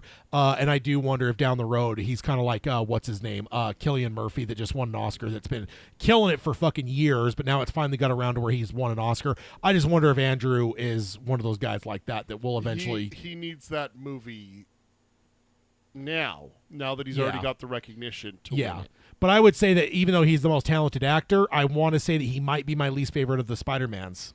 Really? I mean, I like him better than Tobey. I still do. I think that I did, especially in the day when it came out, because I think there's a little bit more. But I think it had less to do with Andrew than it did with the actual writing, because they did more of the quipping and stuff like that. But God, tiny knives! I'm so scared. My one weakness. But I don't necessarily credit him with that as much as I do the writers. Yeah. And watching that newest Spider-Man with all 3 of them, I think that's where I was able to really put it into context and be like, you know what? I actually do think Tobey. As much as we might give him shit for some stuff, that third movie was terrible. But at the same time, I don't know. There's just is that on him or is that on what he was given? Exactly, for sure, 100%. That's how. It goes both ways. No, 100%. Yeah, for sure. But I think it was that because I've actually have been hard on Tobey over the years, and you've heard me probably say it over the years. And I've probably crowned Andrew immediately, where it's of course he's better than Tobey because he's quipping or whatever else. Again, giving him credit for stuff that isn't necessarily his decision. It's the movie itself. Sure. But in retrospect, watching the No Way Home, it was okay, no. always been way too hard on Toby. Like he's a great Spider-Man. He is a fantastic Spider-Man. And he has a warmth to him and stuff. So yeah, I would take it probably not just necessarily because of Toby, but because Toby and Sam as a package deal. I'll take that over, as well as I think I like those better anyway. Because in retrospect, the Andrew movies I like to an extent, but it was in that dark and gritty reboot era, and it's like, honestly, does Spider-Man need to be dark and gritty? No, he's not supposed to. Probably be, right? not. It's supposed to be more hopeful, right? Yeah, exactly. Like it's not Superman. I mean, there are dark and gritty moments of Spider-Man. For sure. Obviously, the death of Gwen Stacy. Yeah, 100%. You know, the Uncle Ben stuff. Like there is going to be darkness there, but I think Spider-Man is not. He's nowhere near as extreme as Superman. Like you're not going to ruin a Spider-Man movie by making it dark and gritty. No. But I do think you're hacking it the wrong direction. So I think because of that, I think I do appreciate the Sam Raimi movies more because they were just like fully embracing like the Spider-Man lore in my mind. You are seriously making me want to watch No Way Home. Like tonight. It's a great one. And everything. It's a great one. I might end up watching it when I get home. And I'm also looking at what NFL games are early because we got our first international game tomorrow. Oh, okay. So it's like, who's playing? Is it a good game? Is it a bad game? Because if it's a shitty game, I might just wait and watch Spider-Man then. Yeah. So next, now that since we're talking about Spider-Man, that's actually a good segue because the next rumor is the street level stuff is allegedly all going to tie together. Ooh. So according to Alex, so Daredevil, right? Yeah. So according to Alex Perez, leaker, Daredevil, Punisher, and his standalone whatever like special presentation, and Brand New Day are not just parallel to each other, but they've all been carefully laid out, and each will lead into the other. So Daredevil leads into Punisher, which leads into Daredevil Season 2, Daredevil Born Again Season 2, right, which will then lead into Brand New Day. So allegedly this whole thing is very choreographed, and these are all very interconnected. So, and he said they lead into each other. Daredevil Born Again Season 1 leads to Punisher, which leads to Season 2, which leads to Brand New Day. And he said, quote, Kingpin's rule of law and how it affects Spider-Man as a hero. And then he says, also, J. Jonah Jameson, not the biggest fan of Kingpin. Sure, he agrees with him on his politics, but he sees through his webs of lies. So that'd be interesting to see. And again, this is leaks. This is rumors. And we also know that Marvel is a, what would you say, admitted liars. And they leak shit out there specifically to throw us off the scent of things. Repeat offenders. Yes. So, although James Gunn, we'll talk about it in a bit about some stuff with James Gunn, but he's also a liar, so I'm not going to ever trust Mr. Gunn when it comes to marketing stuff, and we'll get to that in a second. They are career criminals. Yes, for sure. But that also, honestly, all that makes sense. The fact that we know that Punisher is in Spider-Man, the fact that he's obviously already crossed over with Daredevil, the fact that all of that is street level, the fact that all of that would probably be tied to Kingpin, that all makes sense to me, and it actually excites me a lot more. I mean, I'm already pretty hyped on all these projects, but I think that's elevated all of them for me, because if that's all true and Daredevil is going to get paid off with Punisher and then Season 2 and then fucking Spider-Man, it's oh my god, dude. It was one of my biggest like gripes about Daredevil Born Again. It's just like at the end of it, it's just like, wait, you're getting a couple retired cops, that's all you're getting? No, he's not. He's just not there yet. Like you defended it pretty adamantly when we talked about it. Because you wanted that to be that dark moment of like, okay, we're in serious trouble here. Yeah. And you don't have that of Luke Cage and Jessica Jones. Luke is in Good Wife. He plays a fucking drug king. Really? He's a drug kingpin. Oh my god. Yeah. And, dude, and then you also earlier said Inconceivable. So he just showed up in the show, and he's Luke Cage's drug kingpin. He's this lawyer, and he's the only client he has. And like the law firm that the show is covering, like they're on this case about trying to get him out of prison because he got arrested. Luke Cage. Okay. And the Inconceivable dude is there with them, and he's like, I want this guy on the case too. And then like they have these witnesses against him, and they go with the Inconceivable guy, and then every one of the people recant. So it's this whole thing of like, is he like fucking threatening these people's lives and stuff? And like, so it's a dark turn on what Inconceivable usually plays, but he's playing this dude where it's like, I think he's threatening people's fucking lives behind the scenes for Luke Cage. Like, yeah, so sorry to go back to that, but like Luke Cage reminded me. Yeah, he's like, we're going to be more open to going to things that we're watching. Like we've talked about that. Is that we want to be able to talk about what we're watching and what we're enjoying right now. Yeah, Denethor just showed up in the last episode I watched. Did he eat a tomato? No. Oh, no.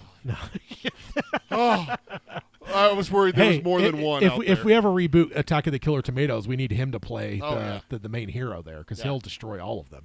All right, and then that'll actually carry us into the next thing, which Daredevil Born Again Season 3 has officially been greenlit already and will be filming in 2026. So, and this is after the saga created after Charlie Cox called Season 2 the final season. Remember all that we covered?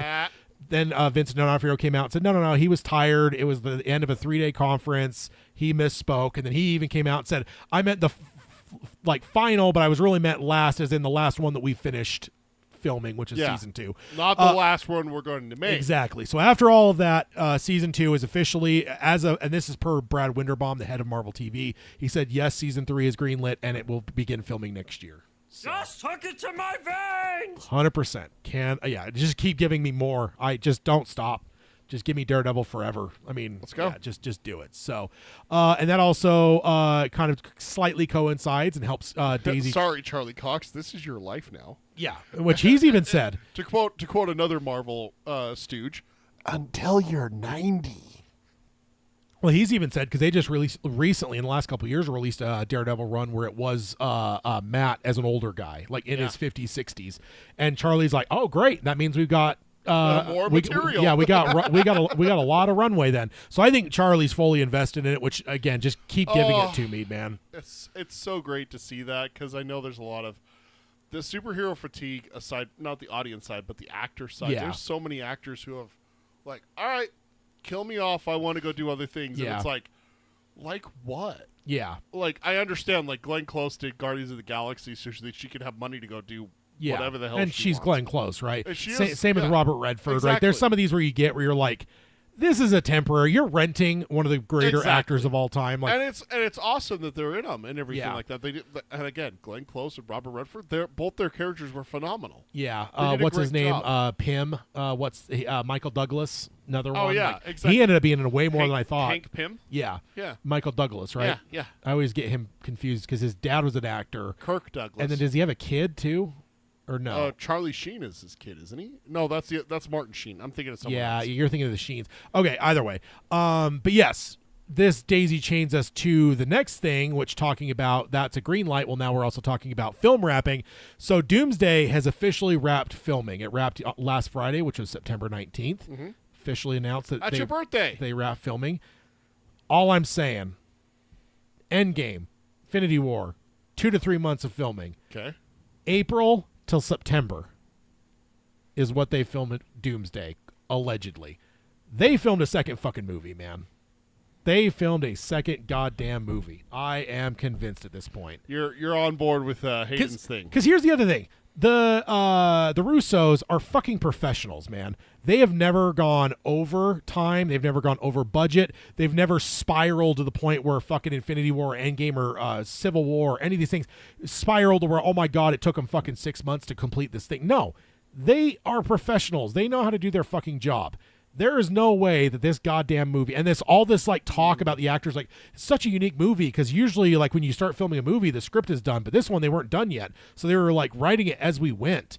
And I'm like, bullshit. Here's my theory I told Hayden while we were on vacation. Okay. Here's what I think. They actually were doing a second movie and they will bamboozle us on it. There's a couple Marvel dates that are still unannounced. Mm-hmm. In between Doomsday and Secret Wars. Here's what I was telling Hayden. Here's what I think. They were telling half-truths. Yes, the script wasn't finished, and they were filming. But what they weren't telling us is it wasn't that the Doomsday script wasn't finished. It was the second movie script wasn't finished yet, and they were already filming because we're basically bunching it together with Doomsday.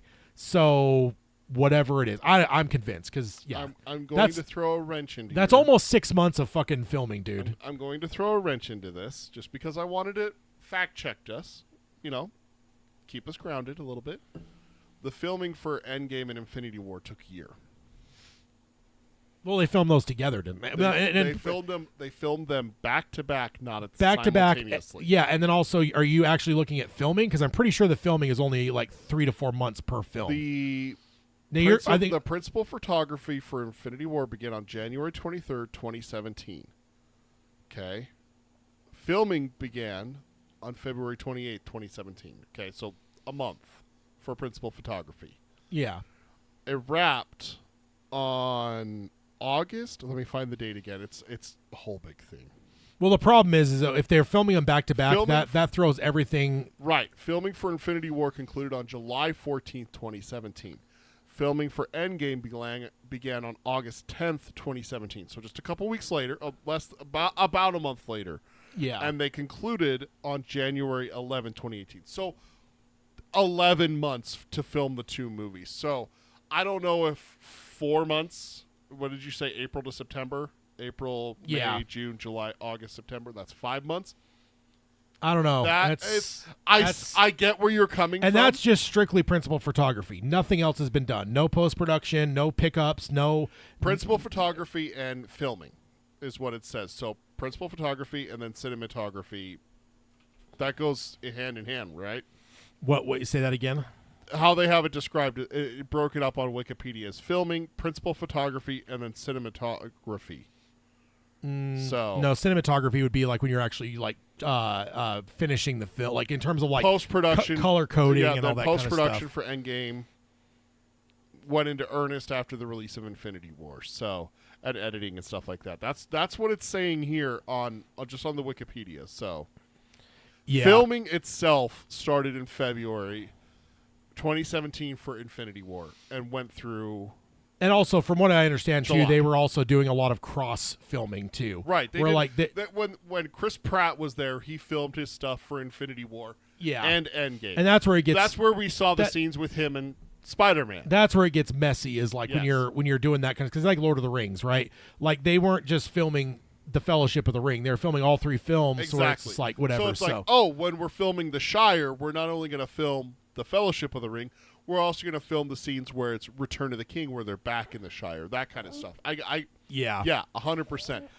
I don't know. I'm with you. I'm just paranoid that like it's taken so long, and the fact is that like this whole thing about them not having the scripts completed, like I don't know. I just don't know if I buy that, because a movie this big and this expensive and all the hopes that got pinned on it, they're not going to go in and start filming this shit without a script. There is finished. some red flags here, and there is some things that make me scratch my head a little bit. And I'm with you. I just want to keep us grounded a little bit and get those timetables right for each of those films. Those were filmed back to back and everything, not concurrently. So so I don't know. I'm suspicious. Tad, I would not X for doubt. I would not bet against you right now. That's the thing that I've learned in this show and in our friendship.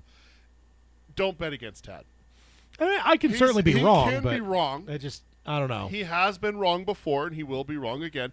But with this one, you got that hunch. You got that look about you. Because Hayden said it first. Yeah, and I didn't buy into it. And you didn't buy into it right away. But no. see, the thing with Tad that Tad does is he doesn't just instantly jump. He does his research. He looks at the facts. He looks at the evidence. And then he makes his decision. The fact that Tad's almost convinced now... Ooh, you almost got me convinced. I'm borderline right now. Yeah, I just don't get it. It just doesn't make a lot of sense. There's some missing pieces. The whole script thing is the biggest thing for me. That's a big red flag. Like, what do you mean you don't have a completed script? Yeah, 100%. Especially because you're like, Doomsday leads into Secret War stuff. Like, there's no way you're going into this just haphazard. Willy-nilly. There's no way. No. So the next one is also Doomsday related. The rumor here is that some of Doomsday's casting is not going to be revealed until the film's release. So Alex Perez said some of these characters are new, some of these characters are old, and some of them are legacy. Their goal is to not reveal some of them until the release of the film. And he says even if I did mention who they were planning to involve, we'd be stuck in limbo of the whole will they won't they for the next year or so. But most of the characters that haven't been officially announced have either been rumored by me or other scoopers or even YouTubers. It's probably shit that we would suspect, right? Yeah. Like the ones that weren't on those chairs. There's certain ones where it's like, oh, you telling me X, Y, or Z is not going to be this? Of course they probably are. Yeah. So, but it sounds like we may not be getting any confirmation on that until, in some cases, the movie comes out. So, this next one, color me excited. All right. We got a Wanda rumor for Doomsday. So, again, this Alex Perez, apparently he's had a lot of Marvel stuff recently. So, Alex said that Wanda, that we're going to meet at the beginning of the film, will be a variant. So, doesn't undercut the idea that Wanda died at the end of Doctor Strange. Quote, this is a universe where Magneto is finally going to be ruling Genosha. Okay. And he has it as he's always pictured it. And we're basically going to find a royal family type situation with Eric, Wanda, and Polaris. So imagine Princess Wanda, so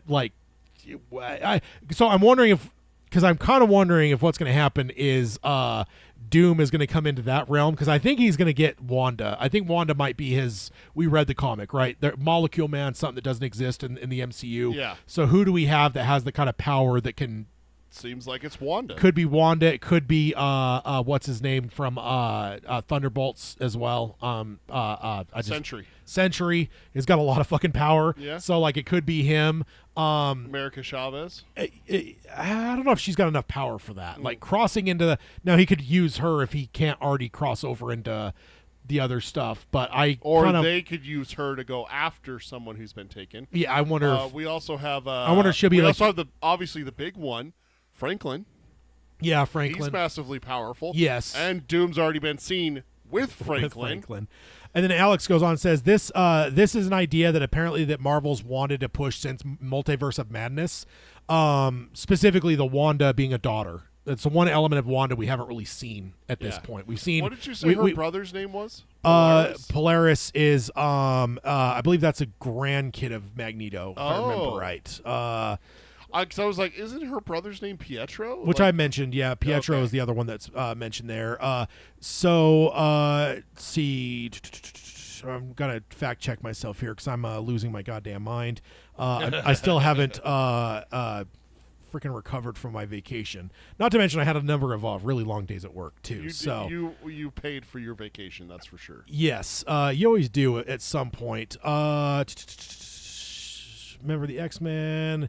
why am I thinking that she can control magnetism in the same manner as her father, Okay, so it is another kid of Magneto's. I was thinking it was one of the twins' kids. So third kid, and yeah, okay. So it would be the three of them.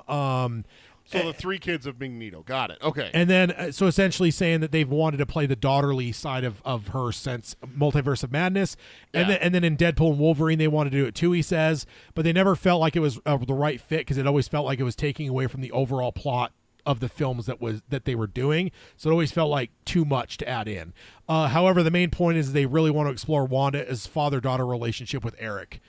He also said that apparently the father-daughter thing is something they wanted to explore I'm sorry, aside from that, they also want to explore Magneto, and he said, quote, this Magneto would be, quote, a lifetime after several lifetimes spent chasing after a haven, a promised land after promised land, and for what? Every time the gates of Eden slam shut in our faces, and it breaks us a little more. So that's kind of the principal idea of probably where Magneto would be, but he'll actually have Genosha at that point. So that's pretty sweet. Next up, we've got some James Gunn talking some Batman, DCU Batman. So he's been on a couple different things here. So the first one he was on Two Bears and 1K podcast, and Gunn said, quote, I think that the one fun thing about Batman, sorry, let me zoom in a little bit. I was wondering why I was having such a hard time reading it. I usually zoom my screen in a little bit more, so because it's like big text, and I was like, God, I'm like having a squint. I'm only 40 for God's sake. I'm like, oh, it's because I didn't turn my fucking thing up. Get your reading glasses out there. Serious. Well, it's like a teleprompter almost, right? So you want bigger text to see, so whatever. So I'm not squinting. He says, I think the fun thing about Batman, though, is there's many expressions of Batman that are cool, and having different ways to access that character is one of the ways in which he's so iconic. I don't think it's a matter of the blue and the gray or the black Batman. I think both those things are really cool. I like the detective Batman, but I also really like a fighter Batman that's just a brute that's, fighting. I also like the silly 50s Silver Age Batman with Batmite. I like all the different versions of Batman. So he was kind of questioned. I saw a clip of that. The original question that started this was, are we going to see the blue and gray Batman? Yeah, which is why that's what he mentions there in his quote. Yeah, then I saw a clip of that. Yeah, then addressing the internet discussion about if he's going to have white eyes or the blue and gray costume, he said, "There's a religious aspect to some of this stuff that's very uncomfortable. Should Batman have white eyes? That's a big subject of conversation." And it's like, guys, what really matters, or that's really what matters. But those are things that they care about. Should his utility belt be yellow? Should he have a yellow crest around the bat? All that sort of stuff. None of those things are what's important to me. What matters to me is the character and the story. And then he goes on to say, my experience with Batman 2 as a kid was reading those early 70s Neil Adams Batman comics that were much darker and grittier. And I was like, oh, I like this Batman. I've seen the sillier Batman on TV, and I'm like, oh, this is gritty. This is a gritty, cool Batman. And that was the thing that I really liked, that version of Batman, which is also a kind of Batman that we've never seen. That was my favorite story. That was a compilation of Batman comics that I read, and I just thought it was the greatest ever. It was a Batman, or it was Batman Supernatural Batman 2, which is something we've never seen. Batman in sort of a supernatural environment. So, I don't know, kind of intriguing things. There is an animated movie that they do where Batman has to deal with like supernatural elements, and so he works with John Constantine. Yeah. So I wonder if there's with him mentioning that, Yeah. kind of makes me wonder what we're going to be getting. If we get that, dude, I think we're going to get introduced to one of the hottest Batman girlfriends of all time. Yeah. Well, we know we're getting Damian, so that would maybe follow when he's later in his career that he's dealing with some of that crazy shit, right? Because that's one of the things Gunn said is he wants Damian as Robin. So Zatanna is her name. yeah. She is. Oh my! All right. So that is it for that side of the Batman thing. Let's go on over to where I said earlier I don't trust James Gunn, because James Gunn showed off the cover of the Man of Tomorrow script. He posted on social media. He posted that the draft was finished, and he posts this, and everyone went nuts thinking because the chop away head there and the brain, everyone's like, oh, it's Brainiac. But I don't trust it because I still remember the trailer where it's like, have you talked to the president? And then you immediately cut to Lex Luthor. Yeah. I think James Gunn learned from Marvel, and he is a proven liar, so I will not fucking trust him. At this point now, I'm almost thinking it's not Brainiac because of this cover. So it's too obvious. yeah, I will say though, I fell into the president thing because I- of that trailer, and I'm like, you know what? Gunn learned from Feige. He knows Yeah. people are going to take everything that is said or whatever, so let me use that against them. And I think that's what he did with Superman, and I think he's going to probably doing the same thing here. I'm just saying.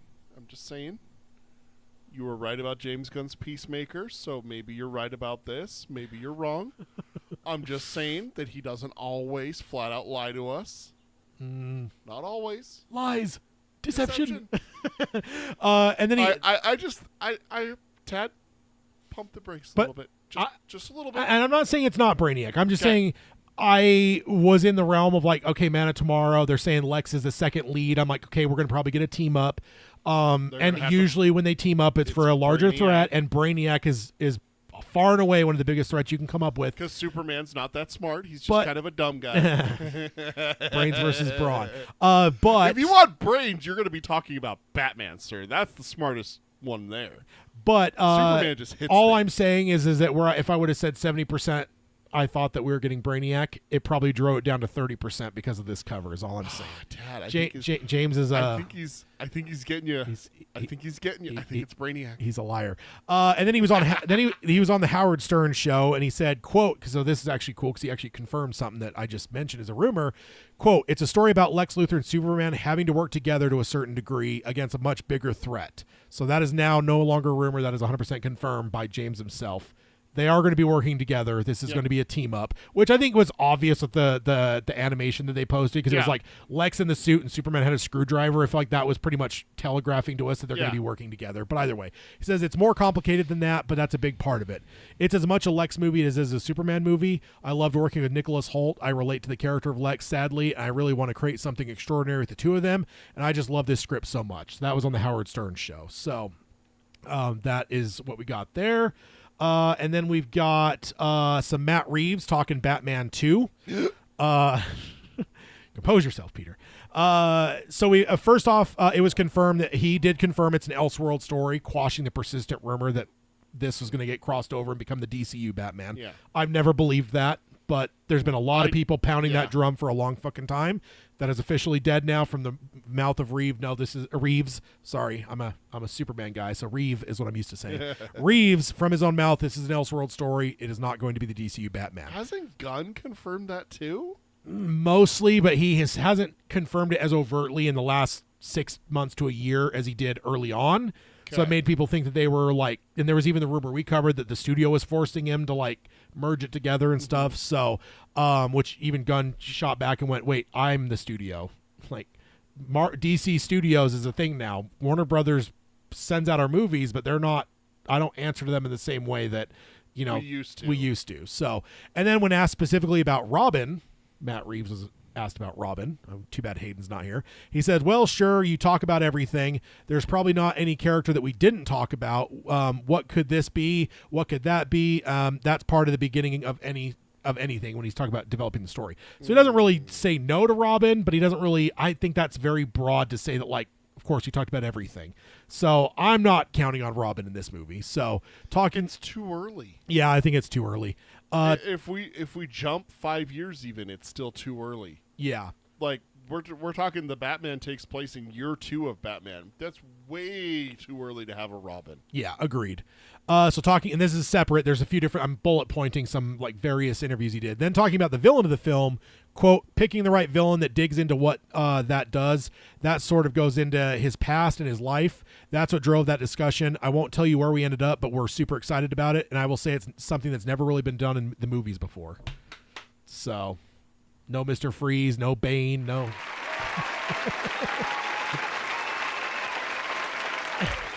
Peter's happy. Just hook it to my veins! I mean, that opens up the door for so many villains. Yes, there are some that are going to be like, really, we're doing the Condiment King, Kite Man. What are we doing here? Yeah, you know. But I will also just fixate on one thing. He says never really been done in the movies before. Makes me think of Bane. So as I'll say, oh no, because Bane's been done way too much. That couldn't apply to Bane. What I would say is, what movies has there been a small allusion to, but not really paid off on? Because when he says not really, that really is what I lock onto, because I'm like, what does that mean? You're not overtly saying it's never been done in film before. You're just saying it's never really been done in film before. So it's like, what is that? And I think Bane's been done twice, so I don't think it could be Bane. So Harley Quinn? That's hard to say because you've had full-on Harley Quinn movie, a whole Harley Quinn movie now. I don't know. Not in a Batman movie. No. That's okay. That would be his trick then, right? What did he say? Could be. What did he say? I will say it's never really been done in a movie before. Really been done in a movie before. So Harley Quinn is from the TV show. The stuff with Harley Quinn is not in a Batman movie. Could be. Play on words. You know, maybe he's using his words carefully there and everything like that. I would not like that. I don't want a movie centered around Harley Quinn. No, I don't think you could. I mean, I know she's a big character and stuff, but I don't think a Batman movie could be centered around Harley. The only thing would well as he also earlier in that did say that it's going to be something that drives towards Batman's past, and like I think it has Bruce Wayne's past, not Batman's, because we have another quote on that. But and then it also when asked about if he might, because there's been some rumors he might actually potentially direct something in the DCU apart from Batman, and he was asked about that. He says, well, we haven't talked about anything like that. We have had conversations about how things would work in general. Of course, it would be a lot of fun. I want to play out the stories we began and arrive at the conclusion that I hoped that we would arrive at the beginning. So he's essentially saying, I want to finish the story that we started here with this. Yeah. But he's not closed off to the idea of potentially doing something else in the DCU or something in the DCU, because he's not in the DCU now, something in that realm. He might want to jump the fence at some point. So in another interview, he's asked about the villain, and he said, I had a lot of ideas, and then with Mattinson Tomlin, my writing partner, began the process of deep diving into the comics. We sat together and we watched a lot of movies. Honestly, not all the movies were from the realm of Gotham, so there might be some inspiration from some other things. Then on Bruce Wayne, he said, quote, one of the explorations for me was to do something that pushes even further into the character of Bruce Wayne, because the first story is so much about Batman. I always wanted in the movies to make sure that they were focused on his character. I never want to lose Rob at the center of these stories, and that's what we set our aim on, so we had to pick the right villain that digs into his past. So it sounds like what he doesn't want to do is he doesn't want to fall into that realm of so many Batman movies. We've talked about it. Batman sometimes feels like the fucking supporting character in his own movies, because like Jack Nicholson is the Joker, and it always feels like it's the villain's movie. It sounds like he's like, no, we got to make sure the villain plays through and shows us the Batman Bruce Wayne. It all's got to go through his paradigm, which is cool because Robert Pattinson I think is such a talented actor that excites me. I'm putting this down with your Harry Potter predictions. I'm going to put it down there where I can still look at it. Hush. The Batman 2 predictions. Okay. Doctor Doctor Strange, not Doctor Strange. Doctor. I know you're talking. No, it's about. Doctor Strange. Doctor Hugo Strange. Oh, Hugo Strange. Okay. Doctor Hugo Lawsuit. Strange. Sue him. And Hush. Those two would tie to like Bruce Wayne's past. Wayne. Hush especially ties to his past, and it has never been done. And when he talks about watching movies outside of the realm of Gotham, did he watch Seven? Did he watch? I don't know. Just that's what makes me wonder. Hush, especially serial killer also, type stuff. There's an animated movie with Batman that covers Hush. Yeah. Where they butcher the character of Hush, and it's not Thomas Elliot, the surgeon, who grew up with Bruce Wayne and was best friends with him. And that's why I'm thinking it's Hush, because I've heard that element of like they were tied together and stuff. Hugo Strange is an interesting prospect too, because he goes after Bruce and the psychosis of the Batman, and everything. And that's a big part of like the Arkham City games, where it's like he knows who Bruce Wayne is. He knows that Bruce Wayne is Batman. But he doesn't reveal it. He wants to control it and wants to treat him and everything. Yeah. So I could see it being either one of those, but I'm putting that down. Both of those are good predictions. Yeah, and then he finishes up, says, I won't tell you where we ended up, but we're super excited about it, and I'll say if it's never been done in a movie before. So that one's a little bit more objective of saying it's never been done in a movie before. He didn't have a... Well, no, he says really. Never really been. So it's basically saying the same thing. Then Reeves told the Hollywood Reporter, quote, because of what the first movie was and what the Batman 2 is, which is so much a detective story, the idea of trying to protect the secret of this movie is super important because it is a mystery. That would be an extra level of heartbreak if that if that part of it started to get out. So yeah, that does make me think Hush. Detective, yeah. Well, because you have the serial killer who's killing people and carving off their faces, and you're like, what the fuck is this? You know, yeah, and everything. Why? Why only these people? Why only this part of their face? Yeah. So then, saying that the fans are in for something completely unexpected, he said, "You want to keep the surprise so the fans can have a fun experience." And I always love going to the movies, which is to go and be surprised. He's Batman, so if Robert Pattinson doesn't like it, it's not good. He's now talking about handing the script off to Robert. So I was super excited because I thought that he would really like it, and because the thing that it does for his character, for Batman and for Bruce Wayne, is things that have never been done before in this way. So that's an interesting thing. About this way. Yeah. And then about Robert Pattinson's response to the script, and I had a feeling he would respond in this way. The fact that he did was incredibly encouraging, and of course I'm nervous every time anyone reads my work because it's putting your passion out there with people that you hope will connect with it and connect with what you're trying to do, and it sounds like it did. So yeah, there's some teases. That's really interesting, because if we get late stage Hush, in certain iterations, he stills Batman's face. That's what he's doing, is he's killing people, cutting off parts of their face so that he can redo his face to look like Bruce Wayne. Which means that who's going to play Hush? Pattinson. Would Pattinson be both the villain and the hero in the Batman 2? Like he did in Mickey 17, he was multiple. Which, as a legit actor like Pattinson, he would probably be chomping at the bit for something like that. Exactly. And that, I wonder if you still have another villain. That's where Doctor Strange comes in. He's treating Thomas Elliot and everything like that. But you also maybe have a Thomas Elliot from before, like a younger version of him that Bruce remembers, and maybe a teen, maybe a younger than that, 6, 7, 8-year-old boy who remembers Bruce back then. Yeah. But you don't see Thomas Elliot as an adult until the reveal, and it's Bruce Wayne, and it's Robert Pattinson playing him. Yeah. Oh, dude. I think that's where my money's at, is Hush, and I think I've thought that for a bit, because I feel like that fits perfectly in the universe, too. Like, the follow-up to what that Riddler was, Hush feels like that fits right in there. And if you're especially talking about his Bruce Wayne's past, I mean, that... Yeah. Even before all this, but even like a year ago, I would have said it's probably going to be Hush, because, like, stylistically with what the first movie was, Hush feels like it fits right in behind that. Serial killer, mystery... Who's doing the killing? Yeah. Why are they doing the And now killing? all these quotes just makes me think and then to explore Bruce Wayne, like I feel like that's I think that's probably where we're headed. Yeah. So The next one, this is a fun one. The cheeky bastards.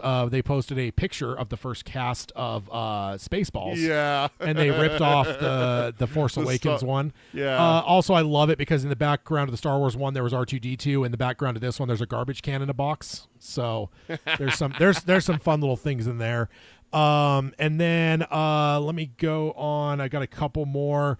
The next one here, the Black Phone 2 is allegedly better than the original. Really? Here's some critics have gotten to see it. So the Megan Navarro from Bloody Disgusting declared Black Phone 2 surpasses the predecessor in just about every way. Jermaine Lucer from Gizmodo added the first film was certainly solid, but this one is excellent. A rare sequel that outshines its predecessor. Not only is that rare in film in general, but how rare is that in horror movies? For a sequel to outdo the original. I don't know if it's ever been done in horror. Sequels that have outdone in a horror, because in the rest of film you got Godfather 2s, you got Aliens, you got Terminator 2, stuff like that. But in true horror, but again, the fucking trailer, brilliant, brilliant. I'm excited. And then the last one we have here is some little guy named Stephen King, who said, "quote It's not as good as the first one, period." And then in all caps, it's better. Ooh. So. If there's one person that I kind of trust when it comes to horror, it's the king of horror. It's Mr. King, yeah. And if, his son wrote the source material for the original, so it makes sense that he'd be in there.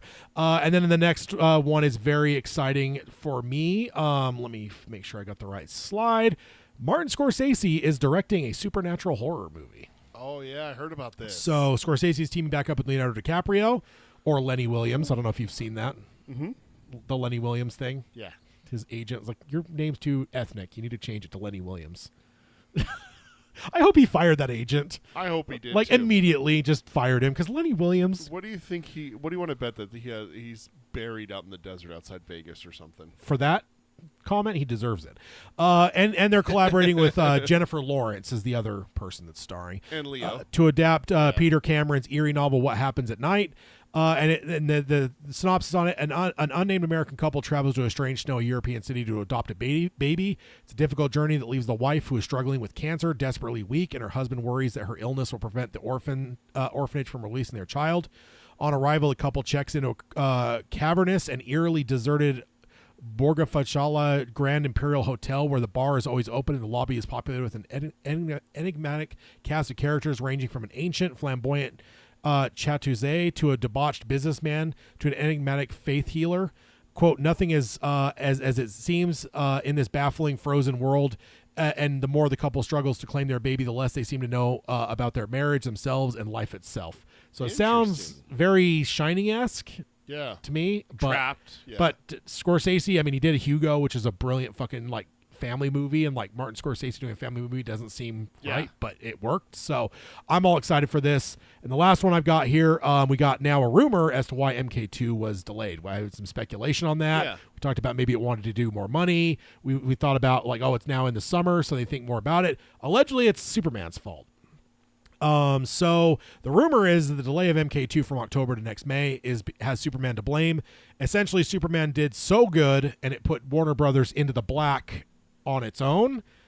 So they're basically like, we're in the black. Why would we waste such a good movie like Mortal Kombat 2, which I guess apparently, allegedly, if this rumor's true, they counted on to kind of whatever Superman made to buoy the rest of them into the black. Was MK was like Superman MK, that was our 1-2 punch for the year allegedly. Yeah. And Superman did so well, they're like, well, we don't need that second punch, so let's put it into the summer of next year. Let's punt it to next year and make it be our title for the start of the summer. A big one. And like that and Supergirl, I think so those two, that's your 1-2 punch. So so that makes me happy because I was slightly worried. Was there something wrong with MK2?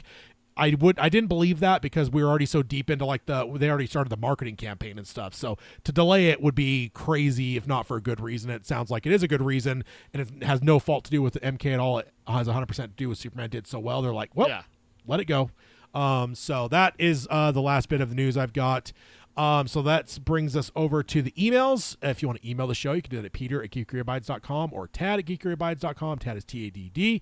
And next time on Geekery Abides, we've got Harry Potter and the Goblet of Fire. Harry Potter 4. All right. And I actually fit that all that on the slide. So, so we got that is coming up in 2 weeks, in a fortnight. And then after that, a fortnight after that, in the second episode of October, we got The Conjuring Talking about the Conjuring mainline movies. So 4 movies. 4 movies, indeed. So I need to go back and rewatch 1 and 2. 3 and 4 are pretty fresh in my mind. and then you filled out number 72 with Peacemaker season 2. Yeah, I figured we should talk about Peacemaker. And It's then the second piece of the DCU now. yeah, So. and we still have a couple episodes. Technically, it's not the second piece. There is stuff that came before Superman, but did it? So. Yeah. And- Superman is the starting point for me. Yes, and that's what James wants is kind of portrayed it as well, and so and then of course I did drop 73 out because of MK, so that one's blank right now. Then we got Harry Potter 5, and then 2026 pop culture. Look ahead for the final. That's all we got left for the rest of the year. So good stuff. I can't wait to watch some more Harry Potter. There we go. What does this put us halfway through now? 8 movies. Oh, there's 8. Okay, I was thinking 7. But They split the 7th movie into 2 movies. oh yeah, that was trendy there for a second. Do they actually need to? Just yes. no, I mean not did it work out, but having read the book, were you they need 2 movies for this? Yes. Okay, because some of those movies in that era were just doing it to fucking milk the audiences. I know. So I know. I was just curious because I know those books got progressively longer, but I'm like, The Hobbit, that should have been one. That should have been one movie for sure. So that's why I was just asking. You've read them and stuff. You would know. Did they actually need 2 movies? And, yes. Okay. That makes me feel better. Honestly, 5, 6, and 7 could have been 2 movies each. Yeah, so you're saying the TV series is going to be have a lot to play with as they move on. So, all right, so that is what we got the rest of the year. And yeah, we should be most likely on the right schedule all the rest of the way through the year. I mean, of course, things happen, but as of right now, everything looks like we'll be schedule in place. So, we will sign off as we always do by saying, I'll say, let your geek flag fly high, love what you love, and to hell with anyone that says anything to you about guilty pleasures, even if they're immature comedy movies and you're pushing 40 or you're 40. That's right. Take my little hand. Take my little hand. All right. See you guys. Bye, everyone.